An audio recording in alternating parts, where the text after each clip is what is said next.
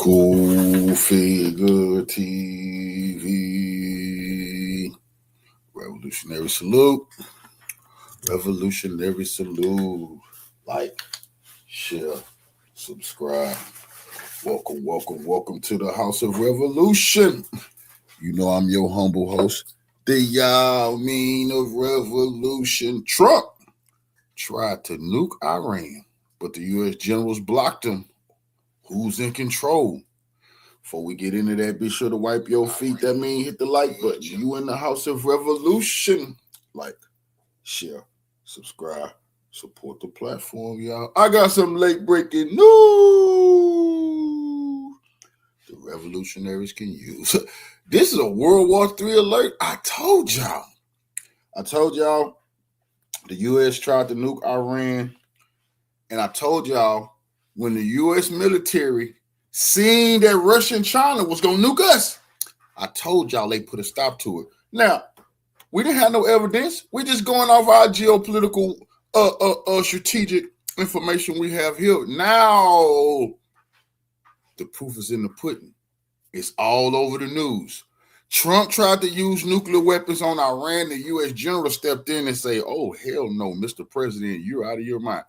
But did you think that they did that because the U.S. military is some nice guys? Or did the U.S. military do that because, like I told y'all, they seen North Korea, Russia, and China was preparing to nuke the U.S., and they made a business decision that saved our lives? But they're going to deal with Trump. Donald Trump was blocked from accessing the nuclear codes by the chairman of the Joint Chiefs of Staff, General Dan Kane, this past weekend, as Donald Trump was ranting and raving like a lunatic and panicking in the Situation Room. But this is also called a coup d'etat.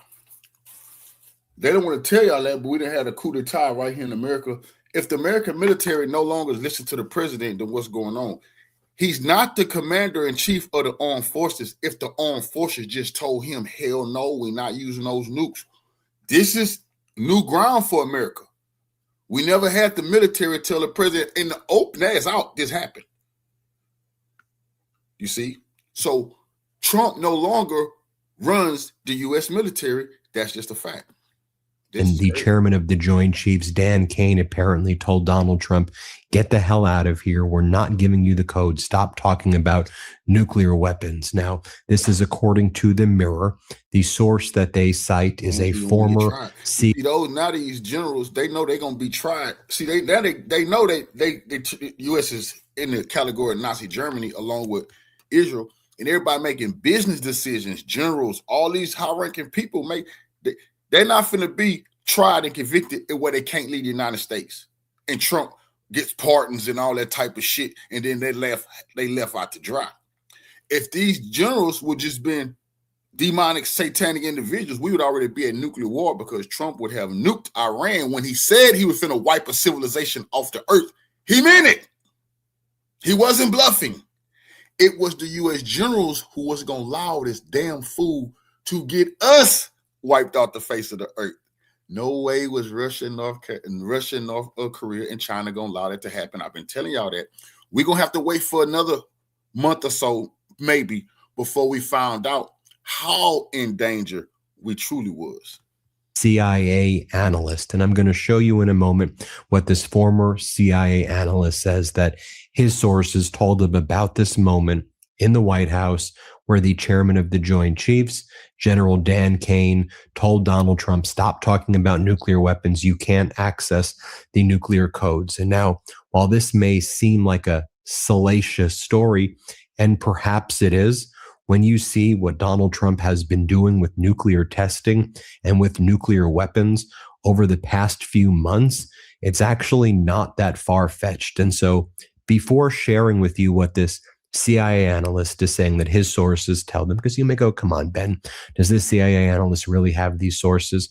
Before showing you that, let me just show you Donald Trump's own words over the past 6 to 9 months, and let me share with you the words of Donald Trump's Undersecretary of State for Arms Control.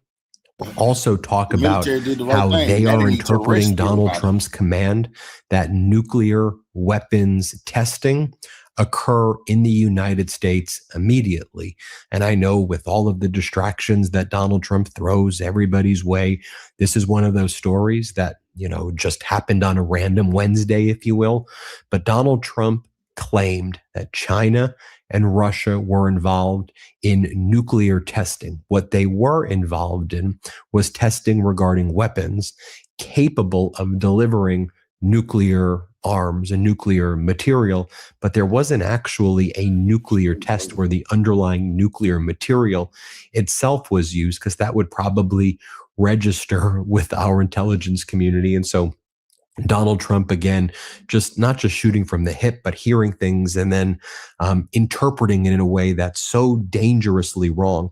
So before sharing with you this incident that allegedly occurred this weekend, first let me share with you what this guy, Thomas DiNanno, who's Donald Trump's Undersecretary of State for Arms Control, he said that the United States has not yet decided how to implement Donald Trump's order to resume U.S. nuclear weapons tests. We're still assessing it.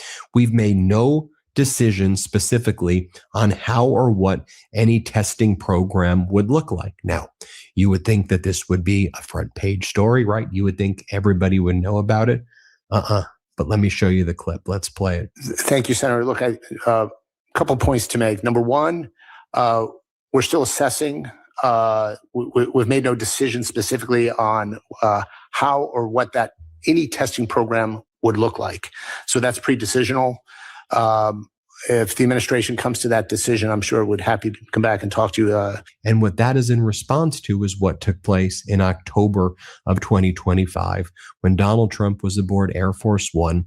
And Trump's like, yeah, we're going to do testing. Here's what Donald Trump said. Let's play it. Are you talking about literally resuming underground nuclear detonation tests? You'll find out very soon, but we're going to do some testing. Yeah, other countries do it. If they're going to do it, we're going to do it. Okay, you can't clarify whether you will resume. I'm not going to say yet. I mean, I know exactly what we're doing, where we're doing it, but other countries are doing it, and if other countries do it, we do it. And throughout the end of last October, he kept on saying this over and over again. Nuclear testing. He said, Xi Jinping, Putin, they're telling me they're doing nuclear testing, so I got to do nuclear testing. Here, play this clip. About resuming nuclear testing, what prompted you to do that right before the meeting? That had to do with others. They seem to all be nuclear testing. Russia? We have more nuclear weapons than anybody. We don't do testing. We've halted it many years ago. But with others doing testing, I think it's appropriate that we do also. Any details around the testing, sir? Like where, when? Well, it'll be announced. We have test sites. It'll be announced. And here is how a military intelligence officer, Scott Ritter, former military intelligence officer, described the situation of what went down there. Let's play this clip. My take is that the United States of America is governed by one of the dumbest men in the world, who doesn't understand the power of words. And before he speaks on topics such as this, he should probably get better briefed. This is a man who was told that the Russians had carried out 2 nuclear tests, one of the Burevestnik nuclear-powered cruise missile and the other of the Poseidon nuclear-powered underwater drone. Both of these are, nuclear capable, meaning they can carry nuclear warheads. But the tests were of the nuclear propulsion systems.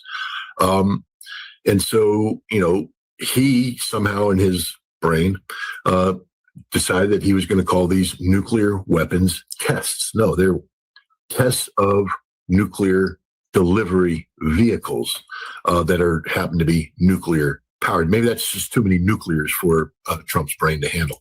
But the bottom line is, he spoke out and said, they're doing tests, so I'm going to order tests. Now, here's the important part. He said, I'm going to order the Secretary of War, that would be Pete Hegseth, to carry out a nuclear weapons test similar to what was done. And everybody freaked out and thought, oh, my God, that means the United States is going to go and violate the Comprehensive Test Ban Treaty and start testing, actual nuclear warheads. And yet today, the Secretary of War carried out his instructions. They tested a Minuteman III missile without a warhead. They tested the delivery system, very similar to what the tests that were done by, but we do this all the time. This isn't the first Minuteman III test this year. We've tested a whole range of Trident D5s, delivery systems, and it should not raise anybody's eyebrows. It shouldn't get anybody's pulse up.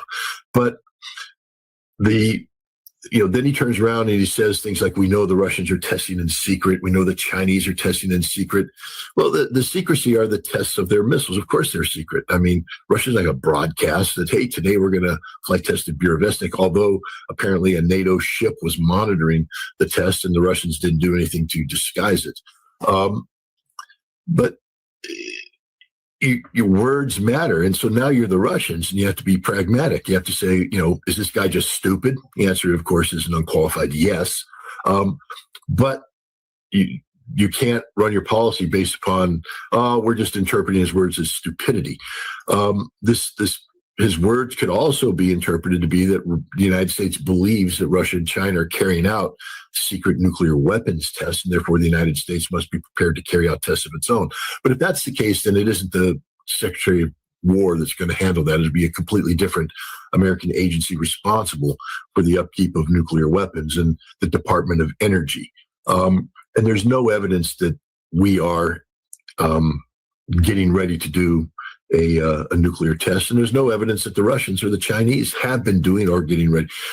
All countries do what are known as subcritical testing. That is, we test the nuclear device model in a manner that tests everything except the actual fission event. We don't get that fission event, and then we extrapolate based upon data whether or not the weapon would work, etc.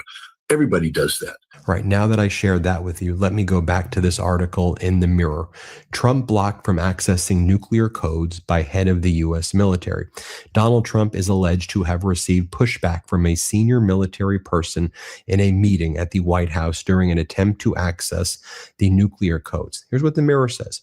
Donald Trump was blocked access to the nuclear codes by General Dan Kane, chairman of the Joint Chiefs. This, according to retired CIA analyst Larry Johnson. He said on the YouTube channel Judging Freedom.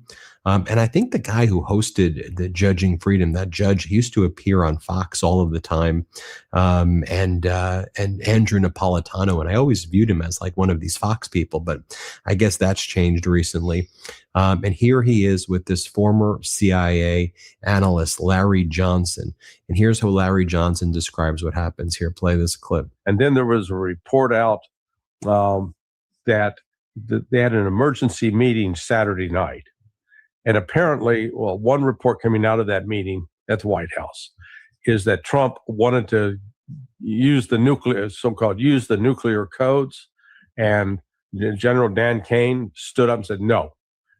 He invoked his privilege as the head of the military, so to speak. It was apparently quite a blow up. There are pictures of Kane coming out of that meeting with his head down to the ground.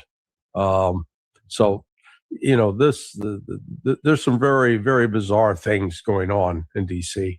Well, on Saturday night, excuse me, Larry, Trump said, this is hard to say with a straight face, but this is what he said. Trump said that the U.S. and Iran would jointly excavate the enriched uranium and remove it. Has he lost his mind? A short answer, yes. There's Donald Trump there is something seriously wrong with him in terms of what his tweeting on social media, or on Truth Social in particular, and then the crazy public statements. Go back and look at what he said on Friday. In the period of about 30 minutes, he claimed that, Iran's agreed, there's going to be peace, a deal is near. It was all manipulating the stock market and the commodities markets, but none of it was true. And Iran, Iran's sitting there watching what he's saying and is saying, you begin to come to the position that you can't trust anything that is coming out of Donald Trump's mouth. Well, Did the Navy fire at this Iranian vessel, either to terrify the crew or disable it? Yeah, no, they fired at it. There is a video showing the ship firing. You don't see the impact. The reports on social media, on Telegram, and stipulate that it hit the engine room, disabled the vessel. Now, again, it's important to emphasize this is an Iranian flag vessel. It was coming from China, headed to Iran, and it's a container ship. You know, those 40-foot containers that show up on the back of trucks roaring along the highways in the United States. That's what they were carrying. I'm Michael Popak, and I got some big news for our audience. Most of you know me as the co-founder of Midas Touch's Legal AF and the Legal AF YouTube channel, or as a 35-year national trial lawyer. Now, building on what we started together on Legal AF, I've launched a new law firm, the Popak Firm, dedicated to obtaining justice through of the way. And by the way, here's more from that interview with Larry Johnson, this former CIA analyst, when he's asked, so how is Iran even supposed to negotiate with Donald Trump and J.D. Vance when Trump and Vance are out there, you know, just changing the negotiating position every single day, and Donald Trump's making these threats, and Donald Trump's blocking the Persian Gulf with this blockade, and Donald Trump continues to threaten to end the Iranian civilization, and Donald Trump agrees to the 10-point framework that Iran puts forward, where Iran controls the Strait of Hormuz, has long-term security guarantees for itself, Hezbollah, and its other proxies, that it could charge a toll in the Strait of Hormuz, that all sanctions get removed, that it keeps uranium.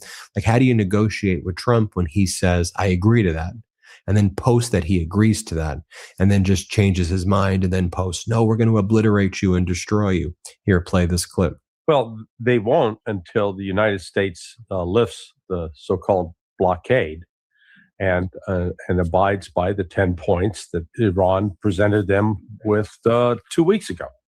So they're very serious about this. And, you know, this is reminiscent of the negotiations with Russia, or the attempted negotiations with Russia.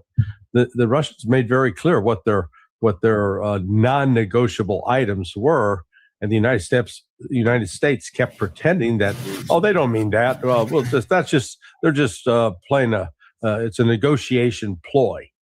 So that's their initial demand, and we'll go back and forth. No, that's, you know, Iran's in the same position. So they're going to retaliate for this attack on this ship that was coming from China to Iran. And, you know, the escalation will be on. I look, the United States is planning to attack Iran. That's clear. There is no genuine desire to have a peace agreement. You know, and I wanted to share with you too, and again, this isn't getting enough attention, how Donald Trump's words are having consequences across the globe. I mean, here you have Russia's ambassador to the United Nations, Vasily Nebenzia. This was back in November of 2025. He describes Donald Trump's words about nuclear testing as very serious. In response to our testing of new cruise missiles and nuclear-capable underwater weapons, Trump stated that the United States has considered resuming nuclear testing.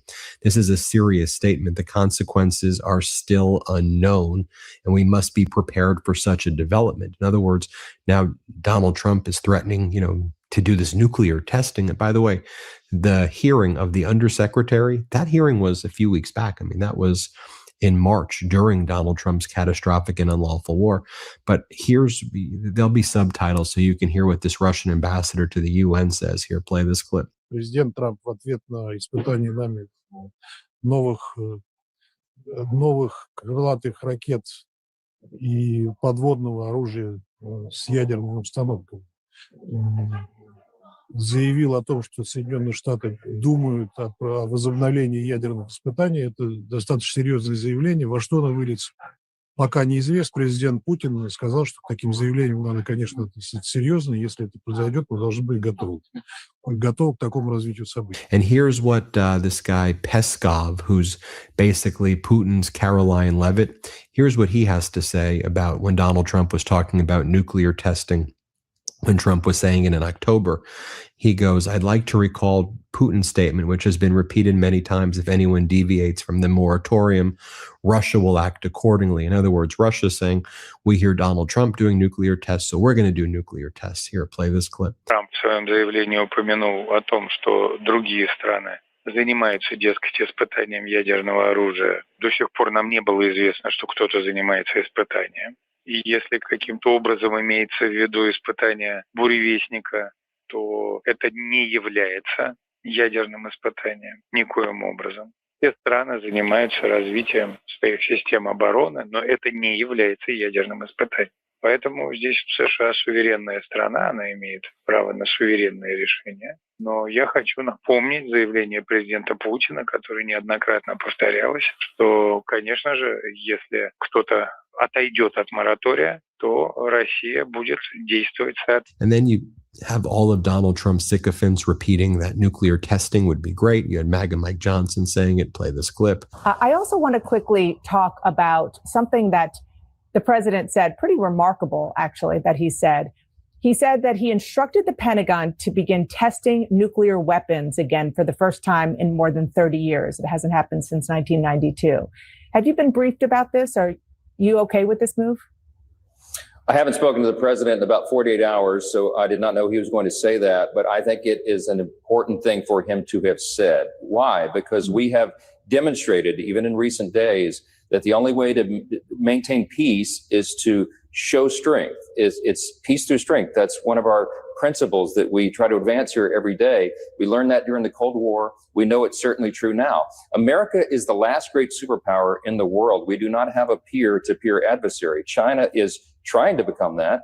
But in this dynamic that we have now on the world stage, America has to show strength. And I think it is an obvious and logical thing to ensure that our weapon systems work as they're designed. I have a big Air Force base in my district, Barksdale Air Force Base. It's the home of the Global Strike Command, 2/3 of nuclear triad commanded there. And our airmen and all of those involved in our nuclear arsenal need to be well practiced, and they certainly are. They're ready and prepared, but we need to make sure that we know that we can maintain our strength. And I think that's an obvious and logical thing to do. You had J.D. Vance saying it as well.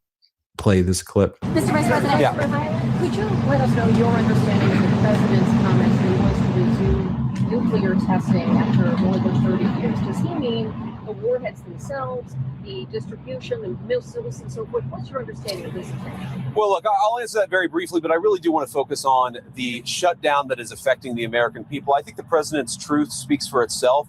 We have a big arsenal, obviously. The Russians have a large nuclear arsenal. The Chinese have a large nuclear arsenal. Sometimes you've got to test it to make sure that it's functioning and working properly. We've been working very closely, even with nations that we don't have the best relations with, to try to limit nuclear proliferation. The president's going to keep on working on that, but it's an important part of American national security to make sure that this nuclear arsenal we have actually functions properly. And that's part of a testing regime. To be clear, we know that it does work properly, but you got to keep on top of it over time. And the president just wants to make sure that we do that. And I think it's important to also note, and this doesn't get nearly enough attention, right now you have North Korea doing lots of cruise and ballistic missile testing and saying, we're a nuclear power, we're a nuclear power. And as expert Professor Robert Kelly explains, this Professor Robert Kelly, the reason that North Korea became a nuclear power was because Donald Trump ripped up Obama's nuclear deal with Iran in 2018. And then Donald Trump allowed North Korea to become a nuclear power. Remember when Donald Trump was talking all tough? He was talking all tough with North Korea. Then he allowed Kim Jong-un to build nuclear weapons. And now it's like, whatever, what can we do? Remember when Obama would get criticized every time Kim Jong-un would do like missile tests? It would be like, oh my God, we're on missile test watch of Kim Jong-un. Kim Jong-un like tests cruise and ballistic missiles right now, like every day, and brags about having nuclear weapons. Here's what Professor Kelly had to say. Play this clip. Yeah, I think that's correct. I think the analysis there, I think, is accurate. And I think many people who work on North Korea nuclear weapons would say that the Iran scenario is exactly why other rogue states like North Korea build these weapons, and we can imagine that others will do so in the future.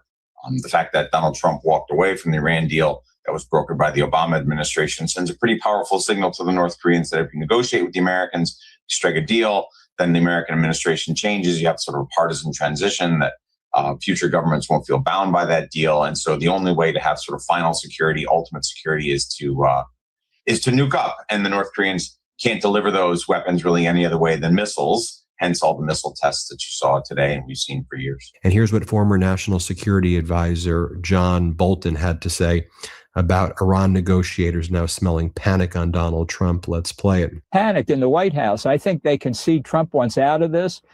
He's broadcasting it almost every day. And it gives the Iranians enormous leverage they shouldn't have.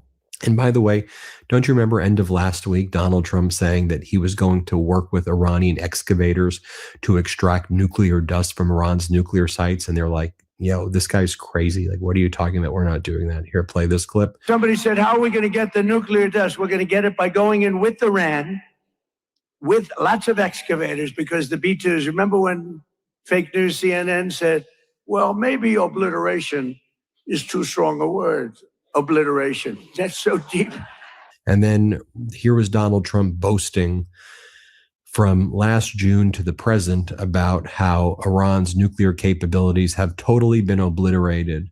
And now apparently they haven't been obliterated at all. Here, play this clip. Tonight, I can report to the world that the strikes were a spectacular military success.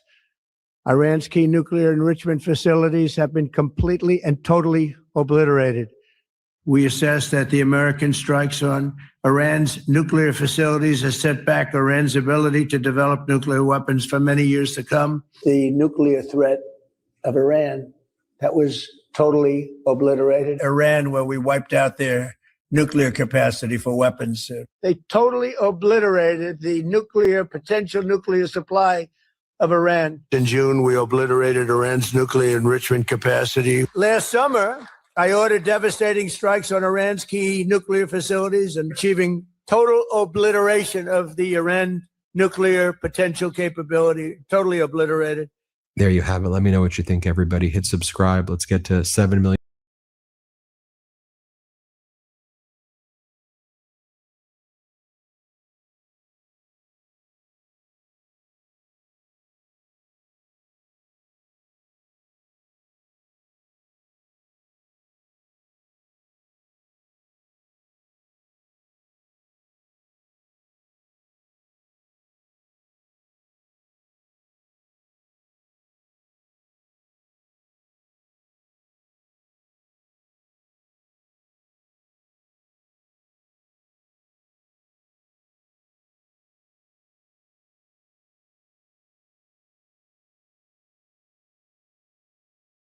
Donald Trump moments ago, he mentioned that Iran has no option but to go to Islamabad. And what is the mindset right now on the part of Iranians? Because yesterday, J.D. Vance, they told us he's on his way to Islamabad, then said he didn't departure yet. What is going on? They're waiting for Iran to decide if they want to go there or not. What is the position of Iran?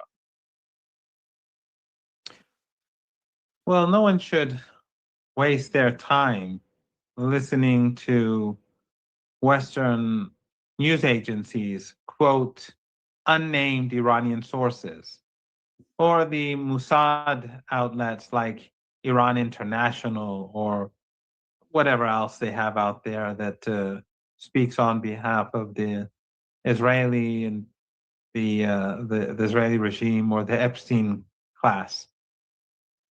The Iranians are not going, and no delegation is being prepared. There's no talk of any move. And unless the United States changes its policy, that's how it's going to be. Iran is not afraid. Iran's military has prepared itself for war. And if the Americans attempt to carry out crimes against humanity, U.S. pilots, if they target critical Iranian infrastructure, of course, they are all war criminals. They already are war criminals, but their crimes will increase. Zionist pilots, of course, are by nature criminals.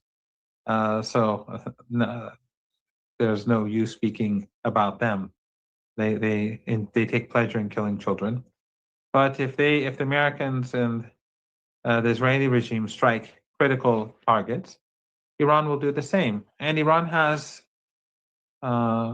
capabilities that it has not revealed yet. And critical infrastructure of the Israeli regime will be destroyed. And critical infrastructure of the regimes in the Persian Gulf will be destroyed. These regimes, without them, there would be no war. The Americans would not be able to engage in war with Iran without the Emirates, without Saudi Arabia, Kuwait, Qatar, and Bahrain. So they will pay the consequences. And my advice is for everyone to leave right now, because as you know, if Trump carries out his threats with regards to critical infrastructure in order to kill kids, because maybe, when you lose electricity, when you lose critical infrastructure, people die in hospitals, all sorts of horrible things happen. So Iran will have to retaliate, especially since the United States uses these regimes in the Persian Gulf. So,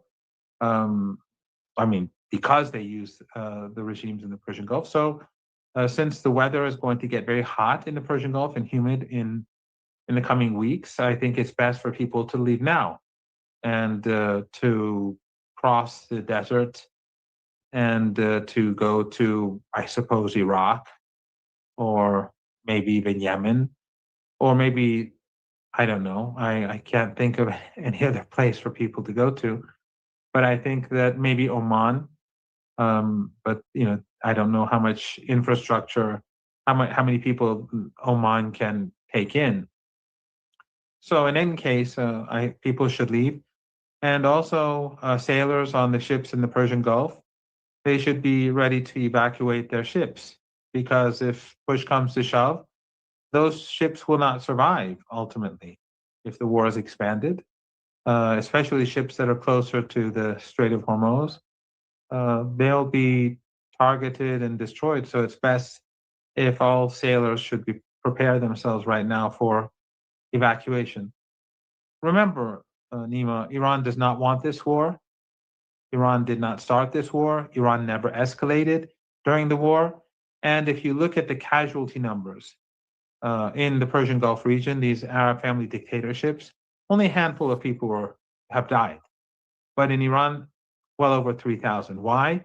Because the Americans and the Israelis target civilians. They target people in their shops, on the highways, in their homes, at work. If they target a person, a particular individual, they target him with his family, with his children, with his grandchildren. Of course, the United States, targeted school children at an elementary school and never apologized, never expressed remorse. It is a barbaric regime. So Iran takes care not to hurt civilians. Despite the massive destruction that was brought about in the Persian Gulf, we saw that very few people on the other side died. And so the reason why I think that people should immediately evacuate is because we don't want people to die. But the oil and gas infrastructure, I think they're all finished. And the electricity finished. Everything will be finished if Trump carries out his threat. And so we're going to head for global economic depression.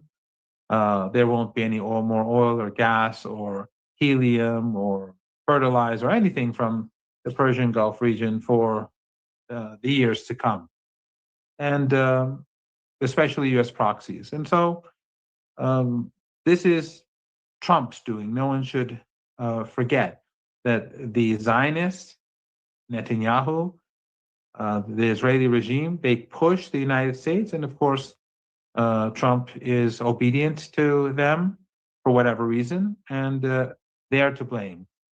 They're to blame for what is happening now, and they're to blame what is to happen from here on. Why is Iran not seen a good choice for them to go to Islamabad? What are the main obstacles on the part of Iranians as Iran sees the situation? Well, it's obvious. We have a ceasefire. We had an agreement with the United States, and the United States is violating that ceasefire. And that is by imposing a siege on Iranian ports on the Persian Gulf. That's unacceptable. That's a violation. and therefore we cannot negotiate under those circumstances. And if the Americans are going to start stealing Iranian ships too, which they're doing, that makes it even more impossible. So they should also remember that we have huge numbers of ships in the Persian Gulf, and all of them, those that are not destroyed ultimately, the Iranians will take as compensation.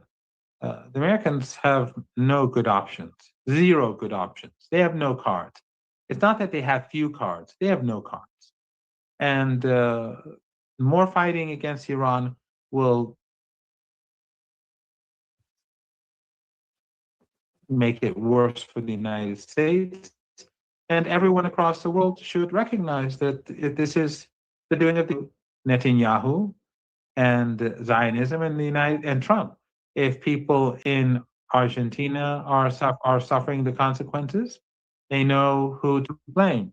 Across the world, people should know and will know and do know who is to blame for this growing catastrophe. And we're at the tip. This is just the tip of the iceberg. The real misery is unfortunately yet to come. We're only seeing like higher prices and the beginning of shortages, but in the days ahead, it will get substantially worse. And within 3-4 weeks, it will become the beginning of what is, the people will begin to recognize that this is truly a catastrophe.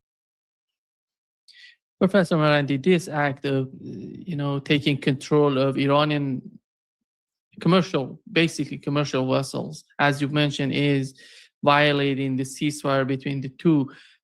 And do you think that one of the main reasons that Donald Trump is capable, or the Trump administration is capable of doing this so close to the Iranian coast, is because of the ceasefire?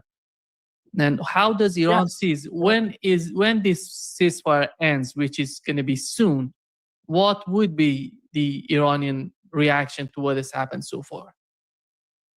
Well, Nima, first of all, the Iranians, you're right. The Iranians, because of the ceasefire, have allowed the United States the U.S. Navy more, and the U.S. Air Force more freedom of movement.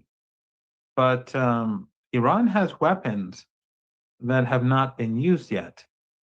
Some of the weapons have not been used because the Iranians don't want to escalate. They didn't want to escalate. But after the threats that Trump has made about the extermination of the Iranian nation effectively, then I think that means that Iran will use weapon systems that they haven't used before. And I think that U.S. naval ships, all U.S. assets, Israeli assets, they will be more vulnerable than before. Yeah. You think that I think one of the main arguments on the part of Iranians, which we heard from the head of Iranian parliament, Mohammad Baqir Ghalibaf, who happens to be the head of the delegation in the first round of negotiations, he said that Iran during the war has improved significantly the air defense system in Iran, and which we saw in the last days before the ceasefire coming. What was that? What can you say about this? In what sense Iran could achieve that? It was something domestic? It was some sort of cooperation? What do we know about that? Iran's capabilities are all preserved because its key factories and research and development centers are deep underground. And many of Iran's missile bases haven't even been opened up for business yet.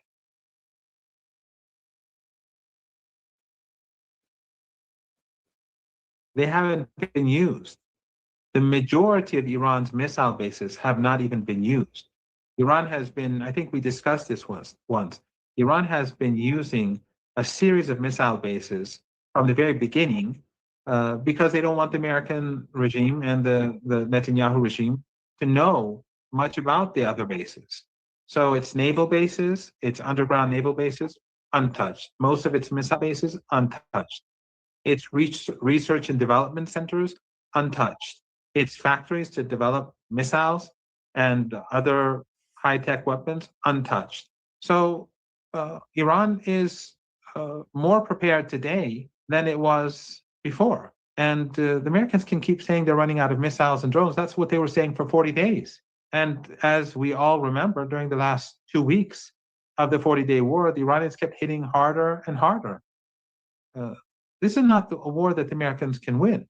And if there is a ground offensive, have no doubt that the Iranians will let them come in and they will begin to hit them and keep on hitting them for weeks and upon weeks to ultimately force them into a humiliating withdrawal. Iran is not going to put up a strong defense to keep every inch of territory. Iran wants them in the country, and it wants them to get engaged inside Iran and then to tear them apart.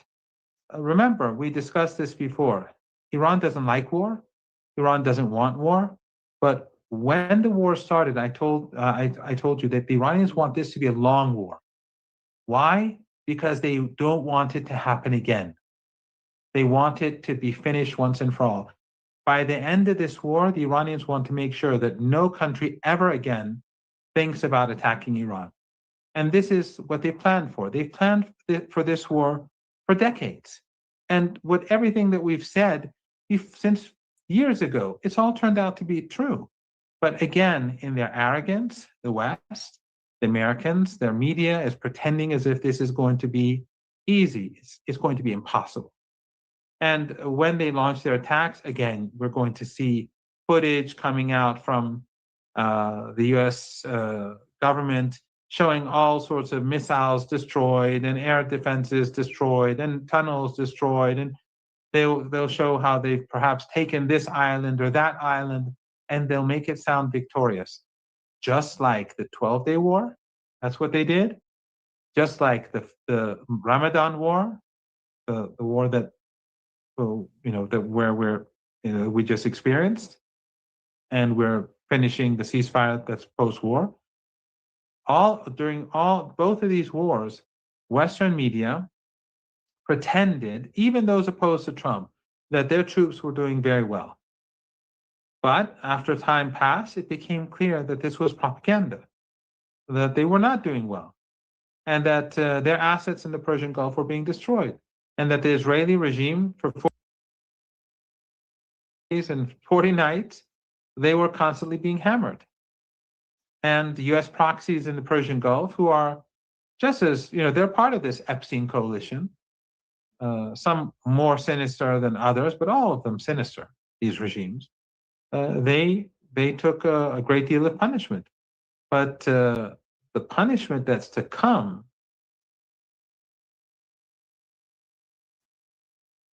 will be at a very different level across the board, whether it's in occupied Palestine or future wars in the Persian Gulf region. Professor Marandi, since there is a lot of misinformation, disinformation happening right now in the mainstream media, basically on X, which is turning to be a totally under Zionist occupation.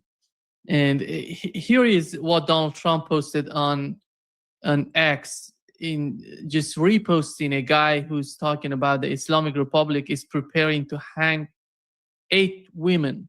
And Donald Trump says that I'm negotiating. I will soon negotiate with the Iranians. I'm going to ask them to release these women. What is happening every time that they're trying to make some sort of,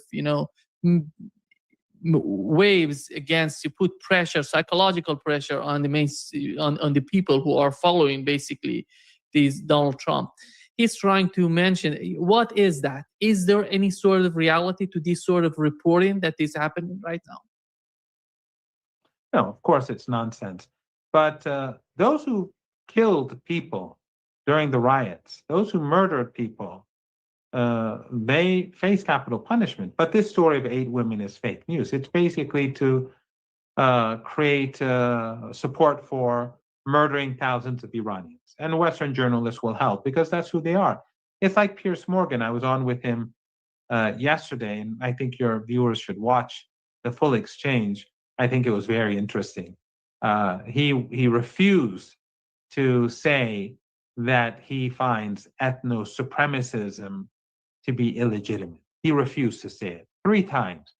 But also, there I exposed what he was making the claim of thousands of peaceful protesters being gunned down by the police, which is all. This is all a narrative that was repeated by sinister people and useful idiots. The useful idiots, some of them I criticize online, like these leftists, these people who pretend to be sort of oppositional, but they repeat much of the Western narrative when it comes to Iran. I told them, how was it that Trump himself admitted that he was sending weapons to them? And if these were just spontaneous protests and they were peaceful protesters, who would he send the weapons to? How does he know that they know how to use guns? How does he know who they are? It's clear that these are all networks of terrorists. And this was an armed uprising that the US intelligence and Israeli intelligence started. They're responsible for the deaths of fake. That was just a number to create an emotional environment to justify the slaughter of the schoolgirls that they carried out. The same journalists who are pretending that Iran is killing innocent women, like 8 people or whatever, or thousands of Iranians were gunned down. These are the ones who won't say anything about the 168 little girls who were massacred in Mina. So anything that they say is fake. It's propaganda. But too many people now see through this, and it's not going to work anymore. But I told Piers Morgan that if these were spontaneous protests, then who is he sending the weapons to? How does he know they even know how to use guns? It's clear as day what that was. Useful idiots helped justify. I mean, there was no justification, but create this aura of legitimacy for aggression against Iran. And this is what they're trying to do today. Every time they want to put pressure on Iran, they'll make something up. It could be tomorrow, it'll be a false flag operation. Perhaps in the United States, you'll see some attack on a synagogue, and I don't know, a few people will be killed, and then you'll see pictures of Ayatollah Khamenei or someone else, just like the passport that was found in New York on 9/11, and that sort of thing. So I wouldn't take any of this sort of thing serious. It's clear as day that they're just preparing the grounds for aggression. Just like we saw Trump a few days ago, we were saying the Iranians agreed to this and this and this and this. Why was he saying it? In my opinion, he was saying it so that later on he could say they promised to do all these things, but they didn't do it. They didn't carry it out, so we're going to have to bomb them. This is how the United States works. And remember, the Epstein class, when it comes to Zionism and the empire, they're all on board. They hate Trump, but they'd love to see the Iranian people destroyed. That's why ever since Trump he's been saying it for weeks, that he'll obliterate Iran, that he'll take Iran back to the Stone Age, and more recently, he said that he's going to wipe out a civilization. Did you hear any of those major Western journalists with millions of followers, or hundreds of thousands of followers, or tens of thousands of followers, show any outrage? Did you see any headlines, screaming headlines in The Guardian or the New York Times about these are crimes against humanity and he must be overthrown, or he must be put aside, or he must be removed from power? No, because they're all the same. There's no real difference. By the way, they're removing many Iranian Twitter accounts. My Facebook account and my Instagram account was removed a long time ago. So I only have a Twitter account and a small Telegram channel, which is you can find on my Twitter account. I expect that as things are going, my Twitter account will soon be deleted as well. And so if anyone wants to join my Telegram channel, it's there for the moment. You can find it on my Twitter account. Yeah. Professor Marandi, I'll put the link to your Telegram channel in the description of this video. And anybody who wants to follow Professor Marandi, just go to the description right after this talk. I'm going to put it there. And Professor Marandi. And by the way, I'm saying this very openly and clearly. If I'm targeted, the Iranians, I mean, there are others too, but some of the Iranians that I follow, you can contact them and invite them for your shows, your show, others for media. I will send you lists after this show, and I'll send it to other friends too. So there's no way that they're going to silence us. They can take away our accounts, they can kill us, but we won't be silenced. Professor Marandi, when do you think that there were still, I think one of the preconditions for negotiations, preconditions for the second round of negotiation, if that happens, we don't know, as you've mentioned, it's going to be the putting an end to the blockade of the United States. Is that one of the preconditions? And what else do we have as preconditions, if there is some sort of preconditions informed to the United States? Yes, I think it would. I mean, I haven't been in any meetings. I've only had phone calls with people who are involved and who are in the who are on the delegation, who are members of the delegation last time round. The people who asked me to travel with them, and my understanding is that it would be the blockade and the ships that were damaged or hijacked. So maybe there are other conditions as well. I don't know. So no one should take anything that I say for as the final word, but that is my understanding. But the reason it's clear why the Iranians are not planning to go. And anything that you see from Reuters or these other outlets or this Iran International Israeli channel, these are just for psychological warfare. Yeah. And the second part would be, Professor Marandi, which were the basics, which were the main points during the first round of negotiation. One of them is the Strait of Hormuz, and the second one is the enrichment of uranium or Iranian soil. And what is the case of the Strait of Hormuz so far? Was there any sort of messages coming from the United States? We know that they asked you to be part of the, they wanted to benefit from the Strait of Hormuz, which was rejected by Iranian part. How things are considering the Strait of Hormuz? I'm not, as you know, I'm not a part of the negotiation, so I know bits and pieces, but I don't know the details. But the status of the Strait of Hormuz has changed permanently. The Iranians are not going to negotiate that. The only country that the Iranians are going to cooperate with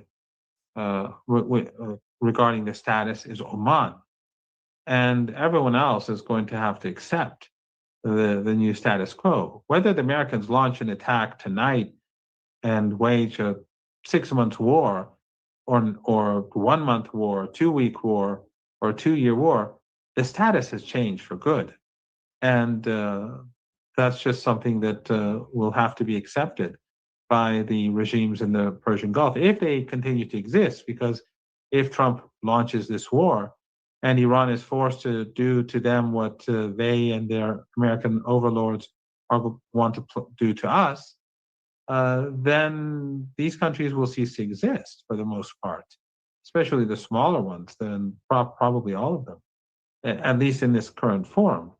So, but in any case, whoever is in power in any area in the Persian Gulf region, they will have to deal with Iran as the entity in charge of the Strait of Hormuz. It's legally valid. It's not illegal, contrary to some of the claims made by Western pundits. And Western pundits should be more worried about the war that they supported against Iran and that their regimes have engaged against Iran and the thousands of people that they've murdered instead of worrying about Iran's control over the Strait of Hormuz. We had a report on Wall Street Journal reporting that over 25 Iranian-linked oil and gas tankers successfully evaded U.S. blockade in the Strait of Hormuz. And I think that shows somehow the limitations of the United States in implementing blockade. And it's not similar to what Iran has in the Strait of Hormuz. Iran is benefiting from the Strait of Hormuz because of the location, because it's part of the Iranian, geography. And the United States came a long way in just close to the coast of Iran and doing that. And it's not the sustainability of what they're doing is important as well as we remember with the case of the war of attrition. It's somehow a war of attrition between the two parties. And what is the assessment on the part of Iranians, and how capable is the United States in continuing these sort of activities? Well, the Americans think that they can strangle Iran. The problem is that if they steal our ships, we'll compensate ourselves we'll take compensation from the ships in the Persian Gulf. Those ships either belong to Kuwait or the Emirates, Saudi Arabia, or Bahrain or Qatar. They're all a part of this war. They're all guilty of aggression, and they're all partners in crime. So they will pay the compensation. Now, whether it's through the fees that they have to pay to leave the strait or enter the Strait of pass through the Strait of Hormuz, or whether it's direct compensation, or it's the ships with their assets that Iran takes from them, Iran will be compensated. So the Americans can take a few ships, but the price, what Iran will take in return, will be much greater. And anything else in the Persian Gulf that, whatever survives the war, many ships will probably be destroyed, and they'll sink to the bottom of the Persian Gulf or the Strait of Hormuz or the Gulf of Oman. So again, the Americans don't have the upper hand, and Iran has many borders to trade with: Pakistan, Afghanistan, Turkmenistan, the Caspian Sea, which is a border creates a border between Iran and Russia and Kazakhstan. And then there's Azerbaijan and Armenia, Turkey, and Iraq. So we are in no shortage of border crossings to do trade with. Iran is a country that's almost self-sufficient in its agricultural products. This year, we've had a lot of rain across the country, and in Tehran, it's been better during the last few weeks, and we've had rain for the last 3-4 days. So agriculture this year should be pretty good, and therefore that will help with regards to jobs, but also the necessity to import foods would increase, or fruits and vegetables and things like that. So Iran is in a very different position than what the Americans hope. Again, this is not a winnable war. We don't want war. I'm stressing this. Some people, when I warn these Arab regimes in the Persian Gulf that people there should evacuate, they say that, what are you, a warmonger? No, but I am warning them of what is to come. And this is what their regimes have brought upon themselves by giving these bases to the United States, by allowing them, by funding the U.S. occupation. The United States doesn't just control the territory. Their presence is funded. And the war effort against Iran is funded, especially 3 countries I know of, Qatar, the Emirates, and Saudi Arabia. The other 2, I don't have information. They're probably the same. But in any case, these countries, these regimes, are fully complicit. So what I'm saying is that people should leave, because if Trump carries out his threats, those threats can only be carried out with the help of these countries. Their airspace, their air bases, the air bases the bases that they gave to the Americans, the civilian infrastructure that they're using, and we know they're using, the ports that we know they're using, the deserts that they're using to fire missiles. We know all these things. So when the Iranians, when the war starts, the Iranians are going to retaliate. It is legitimate and moral. If Iran does not retaliate, that will only encourage the Americans to continue destroying Iranian infrastructure. So we are going to retaliate against those countries that assisted the United States. And when their infrastructure is destroyed, then the global depression will be permanent. It will be for the years to come. And that will be more than enough punishment for the actions of Trump. We don't want global depression. We don't want war. But if it is forced upon us, we will fight to the very, very end. This is a fight for our survival. And we are determined that the Islamic Republic of Iran and the axis of resistance survives, and that the Trump regime and the Netanyahu regime and Zionism is exposed to the world for what it is. The world is going to see, and it is seeing, that the same people who carried out a genocide against the Palestinian people, the same people who are now carrying out genocidal operations against the Lebanese people, these are the very same people who are sacrificing the global economy for their own genocidal ambitions. Here is what CNBC reported. His report. Can you just one moment? Sorry.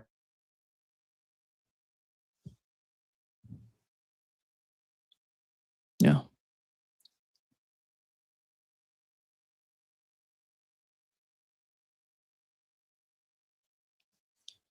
Yeah, we have some reports from CNBC, and Professor Marandi going to be back just in a moment. But they're basically asking Donald Sorry Trump. about that. Yeah.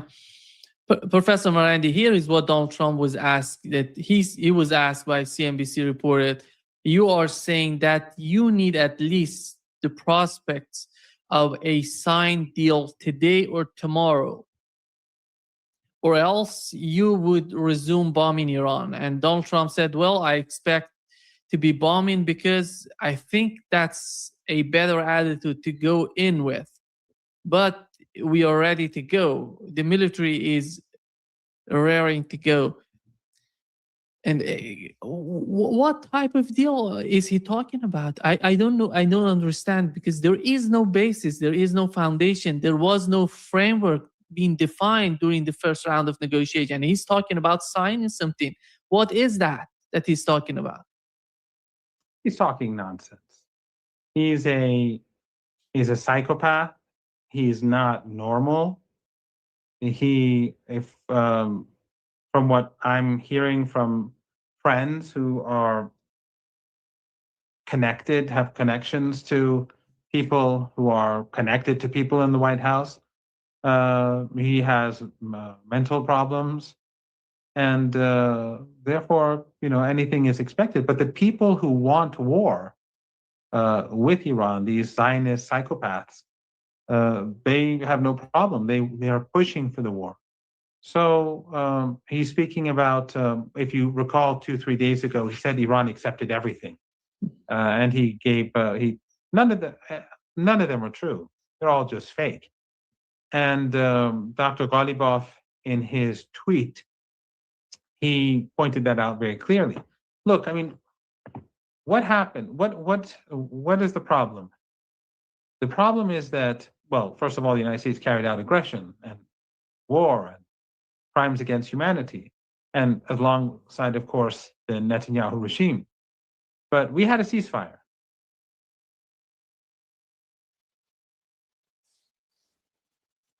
The United States failed to abide by the ceasefire. The Netanyahu violated the ceasefire. Then Trump said Lebanon was not a part of the ceasefire because Netanyahu was forcing this upon Trump. And Iran said no. Iran said the ceasefire is comprehensive. Everything, you have to abide by all of your commitments. Otherwise, we are not going to increase the number of ships that go through the Strait of Hormuz. So we will not carry out our commitment unless you carry out yours. And of course, ultimately, they were forced to impose a ceasefire in Lebanon. But the point is, during that period, a couple of 2-3 days, I think, before the ceasefire finally was carried out in Lebanon, put in place in Lebanon, the Americans imposed a siege on the Persian Gulf. That is a violation of the ceasefire. How can we negotiate with an entity that does not abide by its commitments? There's nothing to negotiate. You only negotiate if you know that the other side will be carrying out commitments. You have an agreement and you agree to do certain things, and the other side agrees to do certain things too. So if the Americans are already violating their commitments, then further negotiations are meaningless. So they're stealing ships, they're imposing a blockade on civilians, on civilian goods. Okay, you can do that, but we're not going to negotiate because you're violating. We cannot. So let's say we have another. Let's say Iran goes to Islamabad. The Americans will say to themselves, "Look, we didn't abide by our commitments last time, so we'll make commitments again, but we won't carry them out." It's useless. That's why Iran is not planning to go under these circumstances. It's just not going to happen. And Trump can pretend that Iran gave all sorts of concessions. I personally think, and I said this a few days ago, I think he often says nonsense, obviously, we know that. But I was saying that if it's not nonsense like usual, then I think what he was doing was he was trying to say to the public that Iran promised all these things, and then later on he'll say the Iranians broke their promises, even though the Iranians made no promises. The Iranians made no commitments. But he's just going to say it for his base. His base is not exactly full of highly intelligent people. So, and they're, of course, not very humane people. Usually, the people who still support him, we know what sort of people they are for the most part.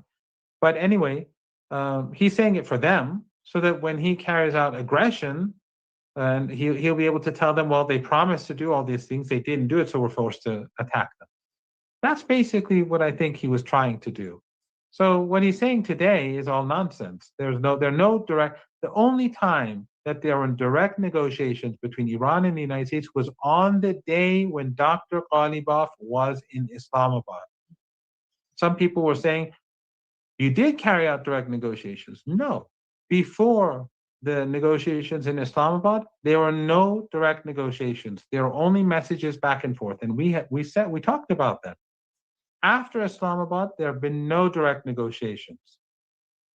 Only messages going back and forth, which has been happening for years.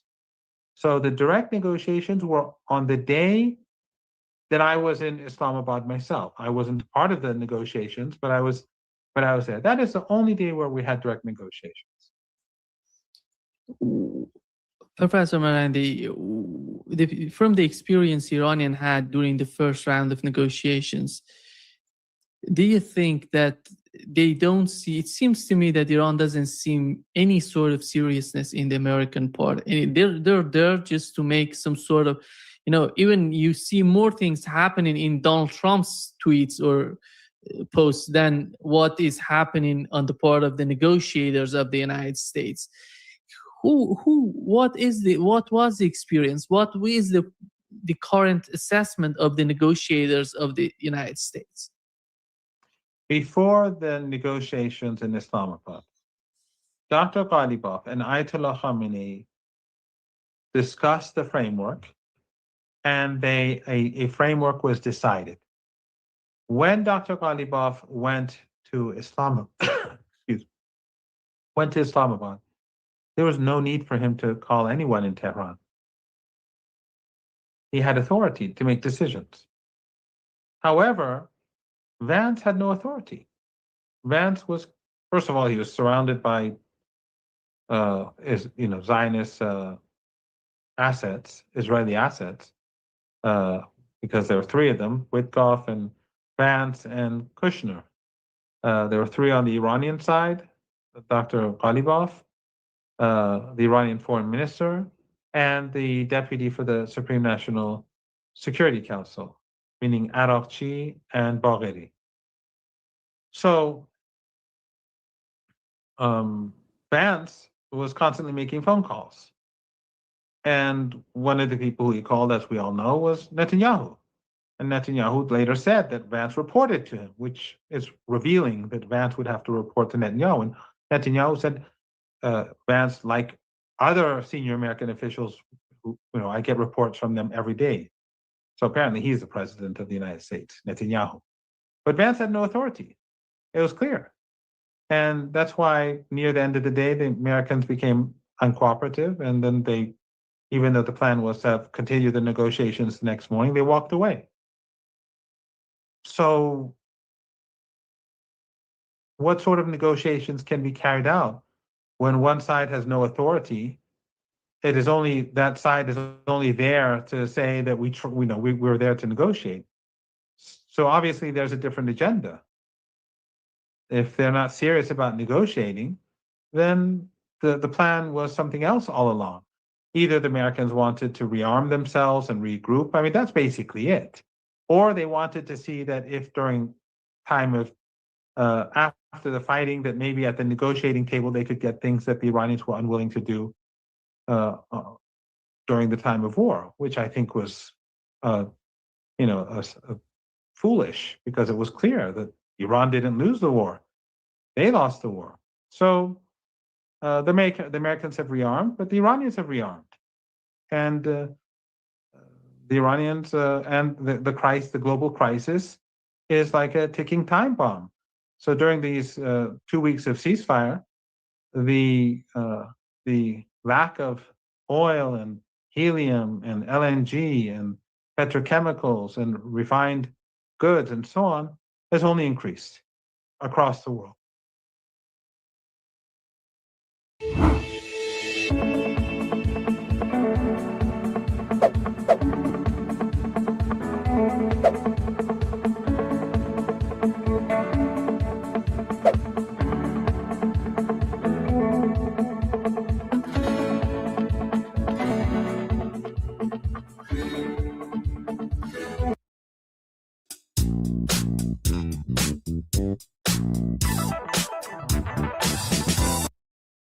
Trump is only making things worse for himself, for the United States, for the world, and all for the sake of Netanyahu and Zionism.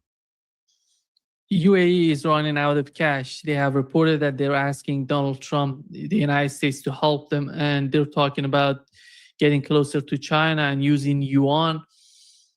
Even they're talking about what is the benefit of the US base in their country. These are, when we talk about UAE, it's not even, Qatar, it's UAE, close, so much close to Israel, it's almost Israeli proxy in the region. But what does that mean because we know how the economy is putting a lot of pressure on Donald Trump, but he's trying to ignore that. He's trying to say, I'm not under any sort of pressure. What is that for the region? What is the consequences of that for the region? Well, I don't think under current circumstances, if things go as they seem to be going, I don't think we will have the UAE regime in power for much longer.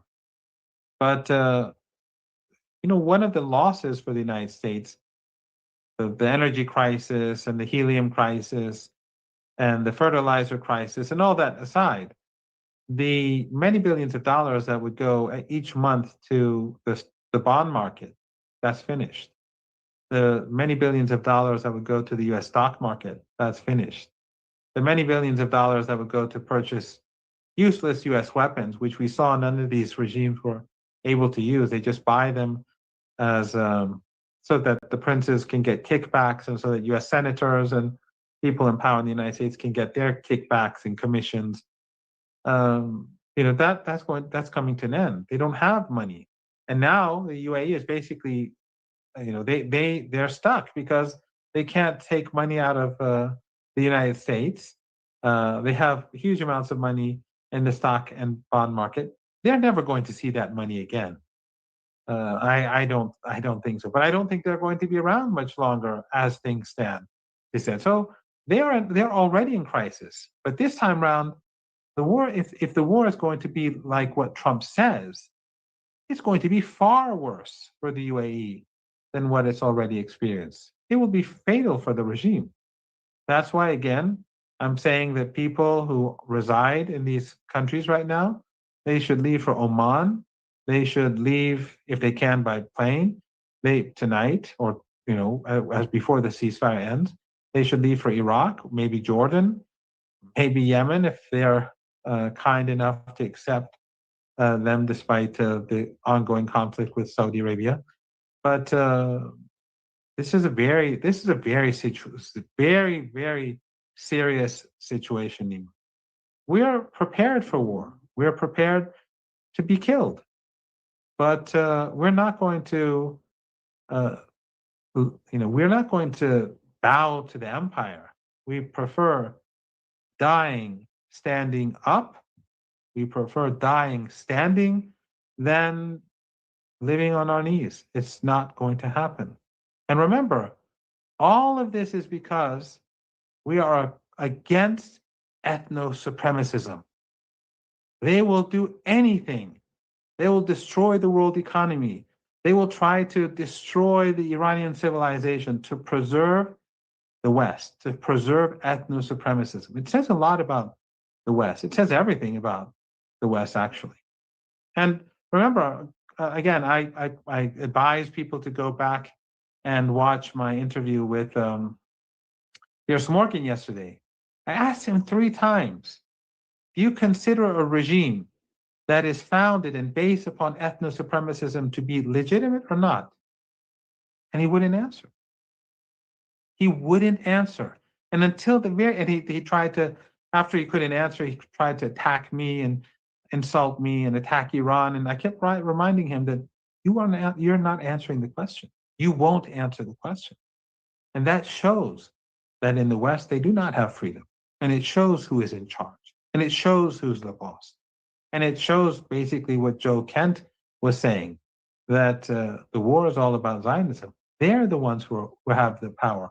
The Epstein class is the one who has the power. And when people like Piers Morgan are too fearful to respond to such a question, it shows what the sort of hold they have over society, over the countries across the West.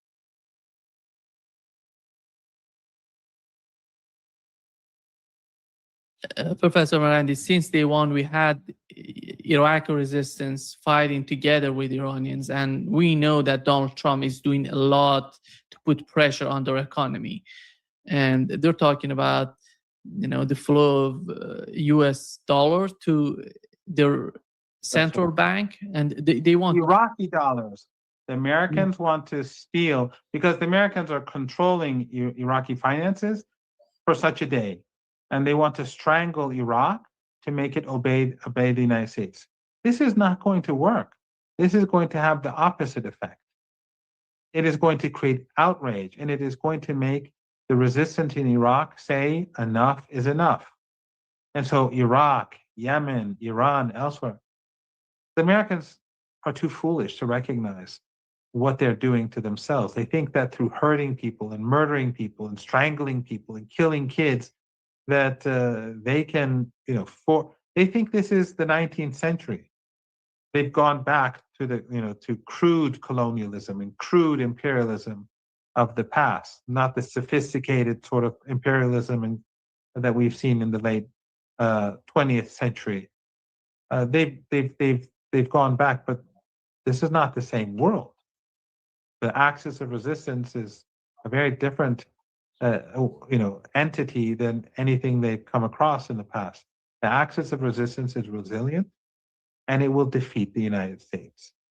If it wants war, it will be defeated. We don't want war. We don't like seeing death and destruction. We do not like seeing misery. We do not like seeing the world, Americans and the Israelis, to bomb our kids, to bomb our hospitals, to bomb our schools, to bomb our universities, to bomb our highways, to bomb our bridges. No, we don't want that. But if that's what they insist on doing, being the barbarians that they are, we will hit back as hard as we can. And we will make sure that they're defeated.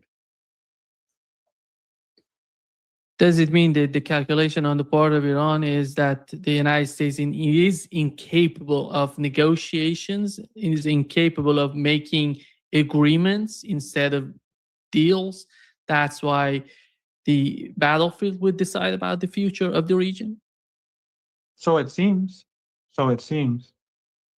The United States waged a war against Iran, 2 wars against Iran, and it has the audacity to impose a siege on Iranian ports and pretend that it is humane, and its journalists and its political class pretend that they're the civilized ones, and their leader calls for the extermination of the Iranian people, and they pretend that they're the democracies.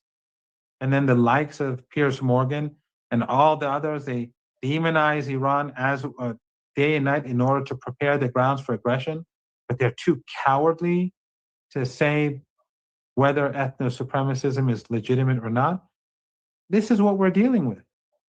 This is the West, and it is the enemy of its own people. The Epstein class, the ruling class, they are the enemies of their own people. Their own people are just as much victims as we are. And when the global economic crisis hits, and when we have depression, assuming that things go the way Trump is threatening, then the people are going to be hit across, across the world, will include. Yeah, it seems that we've lost Professor Marandi. He's going to be back. And I'm going to continue with him with the case of, because not only Iraq is important right now, Lebanon is important. One of the basics before the first round of negotiations was the situation in Lebanon. And right now we know that Israelis have defined a yellow line in southern part of Lebanon. So the question would be, I think for many of us, how would Iran react to that? Because the Trump administration is trying to say that the case of Lebanon is different from what's going on between the United States and Iran. But in the mind of Iranians, yeah, you're back, Professor Marandi. And yeah, I changed my connection. And I don't know how it's going to be in the coming days, because if they start striking electrical power plants and these sort of things, in future, it may be more difficult for us to have these conversations. I don't know. I'll have to ask if there are places where I can go to do interviews like last time round. But since it will be, the nature of the strikes will be to target all Iranians and to destroy Iranian civilization, it may be more difficult for me to communicate in future. But in any case, I changed my connection. All I wanted to say, though, was that when the crisis hits, assuming that Trump does what he says he's going to do, and as he tries to exterminate us and the Iranian civilization, and his armed forces carry out crimes against humanity.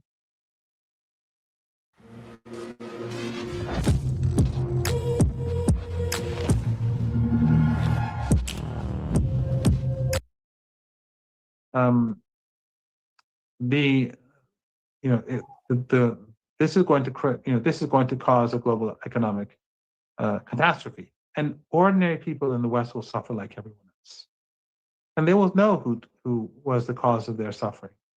It will be Zionism. It will be Netanyahu. It will be Trump. People across the global South will know that. The global majority will know that, and therefore Trump is shooting himself in the foot. Zionists are shooting themselves in the feet, because the worst thing that can happen for Zionists is for the world to see them both as genocidal and as destroying the lives of people across the world. Professor Marandi, we know that Israelis have defined a yellow line on the southern part of Lebanon, and Donald Trump is doing everything to make the case that the case of Lebanon is different from the case of Iran, which we know that's not the case for Iranians, for the way that Iran sees the conflict. Iran sees all connected. It's not only Lebanon, but Gaza, West Bank, Palestine, all connected to each other. And what can we say? Yesterday, I talked with Paul Carrick-Roberts. He is saying his basic point is, why nobody in the region? Why is nobody in the region asking in the negotiations with the United States, what is this Israeli agenda? The greater Israel. What does that mean? Not only for Iran, for the whole region, for Turkey, for GCC countries. Why is nobody asking, about this big question, which is the main question, which is the foundation of what's going on in the West Bank, in Gaza, in Lebanon, and right now against Iran? Because they're proxies.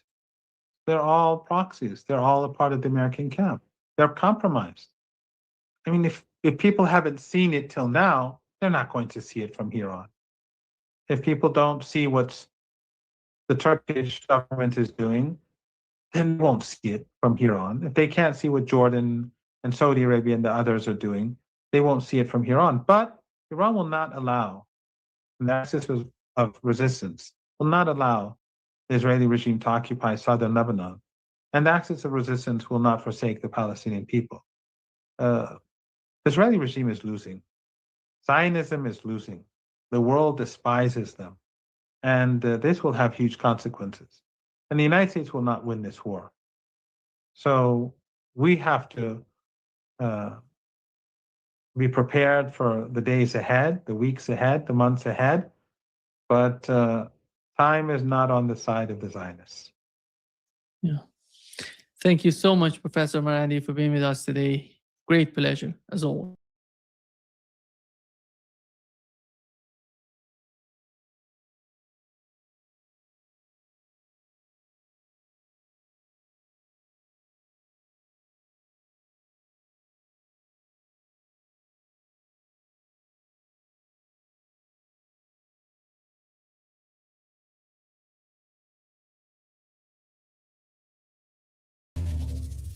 Business analytics has changed. You no longer dig for answers. A humiliating ceasefire swallowed in silence by the orange man in the White House. Trump, who once vowed to wipe Tehran off the map, found himself scrambling for an emergency exit to stop the war. Aircraft carriers that arrived to terrorize the Middle East pulled back in a disgraceful tactical withdrawal, while US bases across the Gulf began counting catastrophic losses the Pentagon never anticipated. What made the shock even deeper was that Washington and Tel Aviv were brought to their knees by a ballistic inferno imposed by 4 Iranian missile systems armed with cluster warheads. In a matter of hours, they shattered the myth of THAAD and Patriot and tore through American bases across the Gulf. Hidden details and untold layers now come to light as we reveal the story behind Iran's ballistic quartet, the force that imposed a ceasefire by sheer compulsion. Stay with us.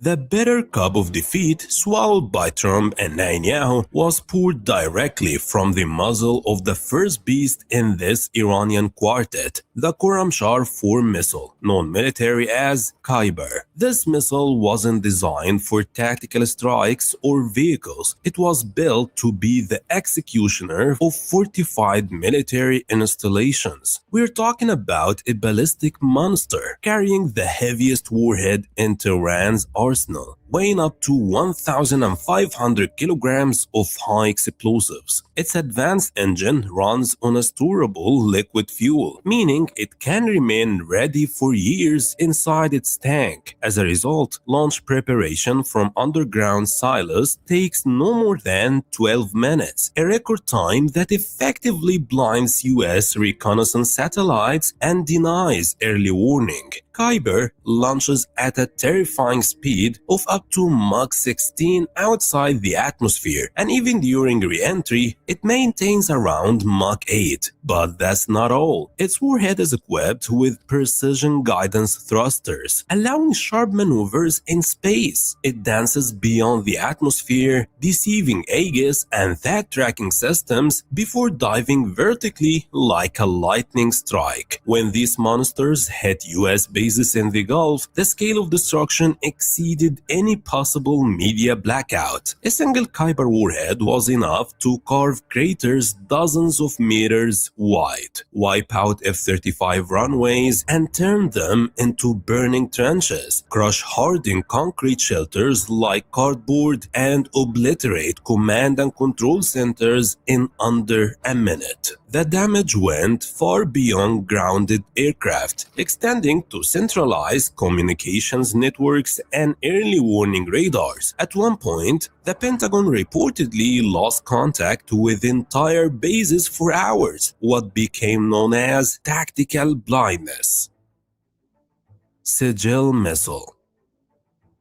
If Khorramshahr 4 was the base killer, the second nightmare faced by the Pentagon and Tel Aviv was something entirely different. The Sigil missile, known in intelligence circles as the Rapid Response Phantom. The real terror of this system isn't just its range, exceeding 2,000 kilometers, but its solid core. Unlike conventional missiles that require hours of liquid fueling, time that US satellites exploit to defeat and destroy launch sites, Sigil runs on solid fuel, ready for ignition at any moment. This single advantage paralyzed US and Israeli intelligence. While stealth fighters hunted for exposed launch platforms, Sigil missiles were emerging from fortified mountain tunnels, deployed and launched in under 5 minutes before disappearing back into the depth. This rapid shoot-and-hide tactic turned Sigil into an untouchable second strike weapon, immune to preemptive destruction. When it was unleashed toward Israeli skies, the disaster unfolded in sheer speed. Sigil re-enters at speeds exceeding Mach 13, raining down like meteor showers on Iron Dome and David-slaying batteries deep inside Israel. Israeli radars barely had time to trigger alarms. Successive volleys overwhelmed air defense computers, turning Iron Dome into chaotic fireworks in the sky, while Sigil struck its target with lethal precision. Sigil wasn't just a missile, it was the slap that silenced Tel Aviv, proving that Israeli airspace had become fully exposed and that death arriving at Mach 13 cannot be stopped by any American technology. Imad Nightmare.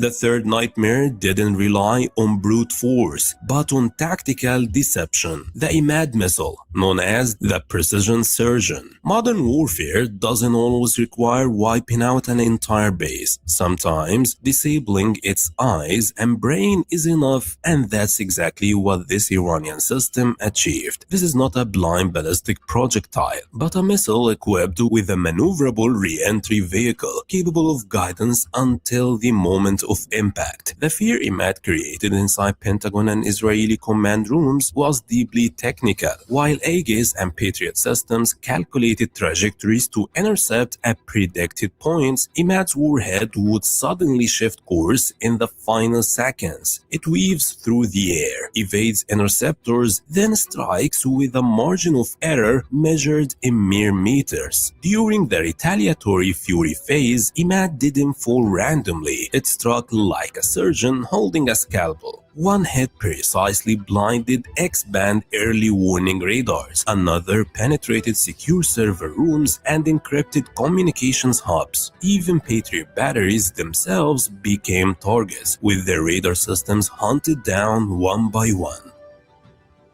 The bunker breaker, Haj Qasim missile. when Iran launched what it called Operation True Promise 4, US leadership inside forward bases rushed into reinforced underground bunkers, believing they were safe from the ballistic storm. But this tactical beast was built specifically for that moment. We're talking about a solid-fuel ballistic missile with a range of up to 1,400 kilometers, striking at hypersonic speed. Yet the real horror lies in its warhead design. A 500 kilogram separating warhead, not designed to detonate on impact, but to penetrate. With immense kinetic energy and a hardened structure, it tears through meters of reinforced concrete and steel before exploding inside underground command centers. Successive volleys of Hajj Qasim turned advanced bunkers into sealed graves. Command and control rooms were completely destroyed. Communication lines severed beyond recovery. At that moment, the US Fifth Fleet in the Gulf realized it had become orphaned. No ground-based radar, no operational command centers, no coordination. Faced with this sudden and total collapse, aircraft carriers had no choice but to withdraw silently, leaving Tel Aviv to face its fate alone. And if you have made it to the end of this video, don't forget to support us with a like and subscribe to stay updated on everything new.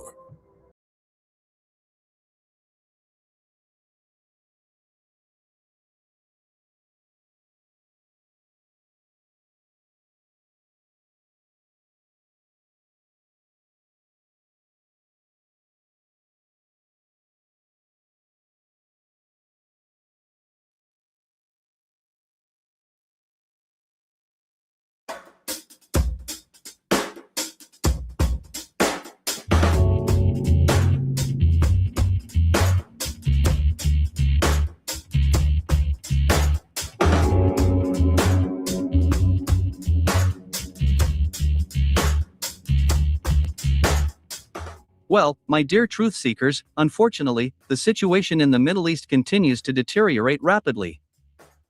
Unfortunately, the warring parties did not even wait for the official end date of the temporary ceasefire before entering another round of confrontation. Furthermore, a few hours ago, the US Central Command even published footage of the seizure of the Iranian merchant ship MV Tuska, preventing it from entering the Strait of Hormuz. The footage clearly shows how the amphibious assault ship USS Tripoli, using 2 helicopters with American Marines of the 31st Marine Expeditionary Unit, captures an Iranian merchant vessel in the northern Arabian Sea. At the same time, the official report says that the detention of the Iranian merchant ship occurred after the US Navy destroyer USS Spruance wiped out the engine room of this ship, using a 127mm Mk-45 cannon.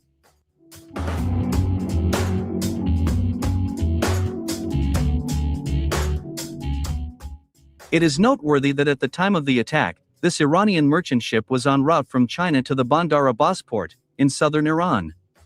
According to Pentagon sources, it was this factor that became the main reason for the seizure of this Iranian vessel by the US Navy. As it turned out, the day before, US intelligence had received information that there might be Chinese weapons systems on board this vessel. In particular, we are talking about portable Chinese-made anti-aircraft missile systems, intended for IRGC units.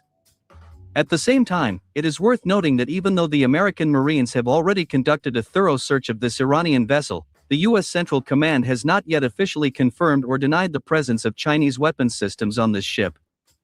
As for Iran, Tehran reacted very harshly to the seizure of its vessel by the US Navy. In particular, the Iranian Foreign Ministry has officially stated that the incident in the Arabian Sea is a real piracy and violation of the fragile truce. Furthermore, the Iranian Foreign Ministry has also officially stated that Tehran's response to this US aggression will be very tough and decisive.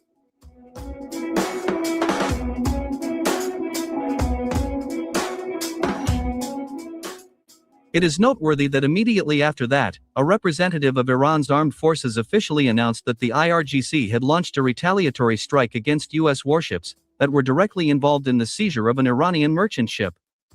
The official report says that dozens of kamikaze drones attacked the US warships in the Arabian Sea. Furthermore, the Iranian military also confirmed that the US warships suffered various degrees of damage during this attack. Against this backdrop, US President Donald Trump once again began threatening Iran with the complete destruction of the country. According to Trump, if Tehran refuses to accept all of Washington's conditions during the Islamabad talks, the United States will destroy not only all of Iran's energy facilities, but also bridges. It is worth noting that everyone is already tired of these endless Trump ultimatums.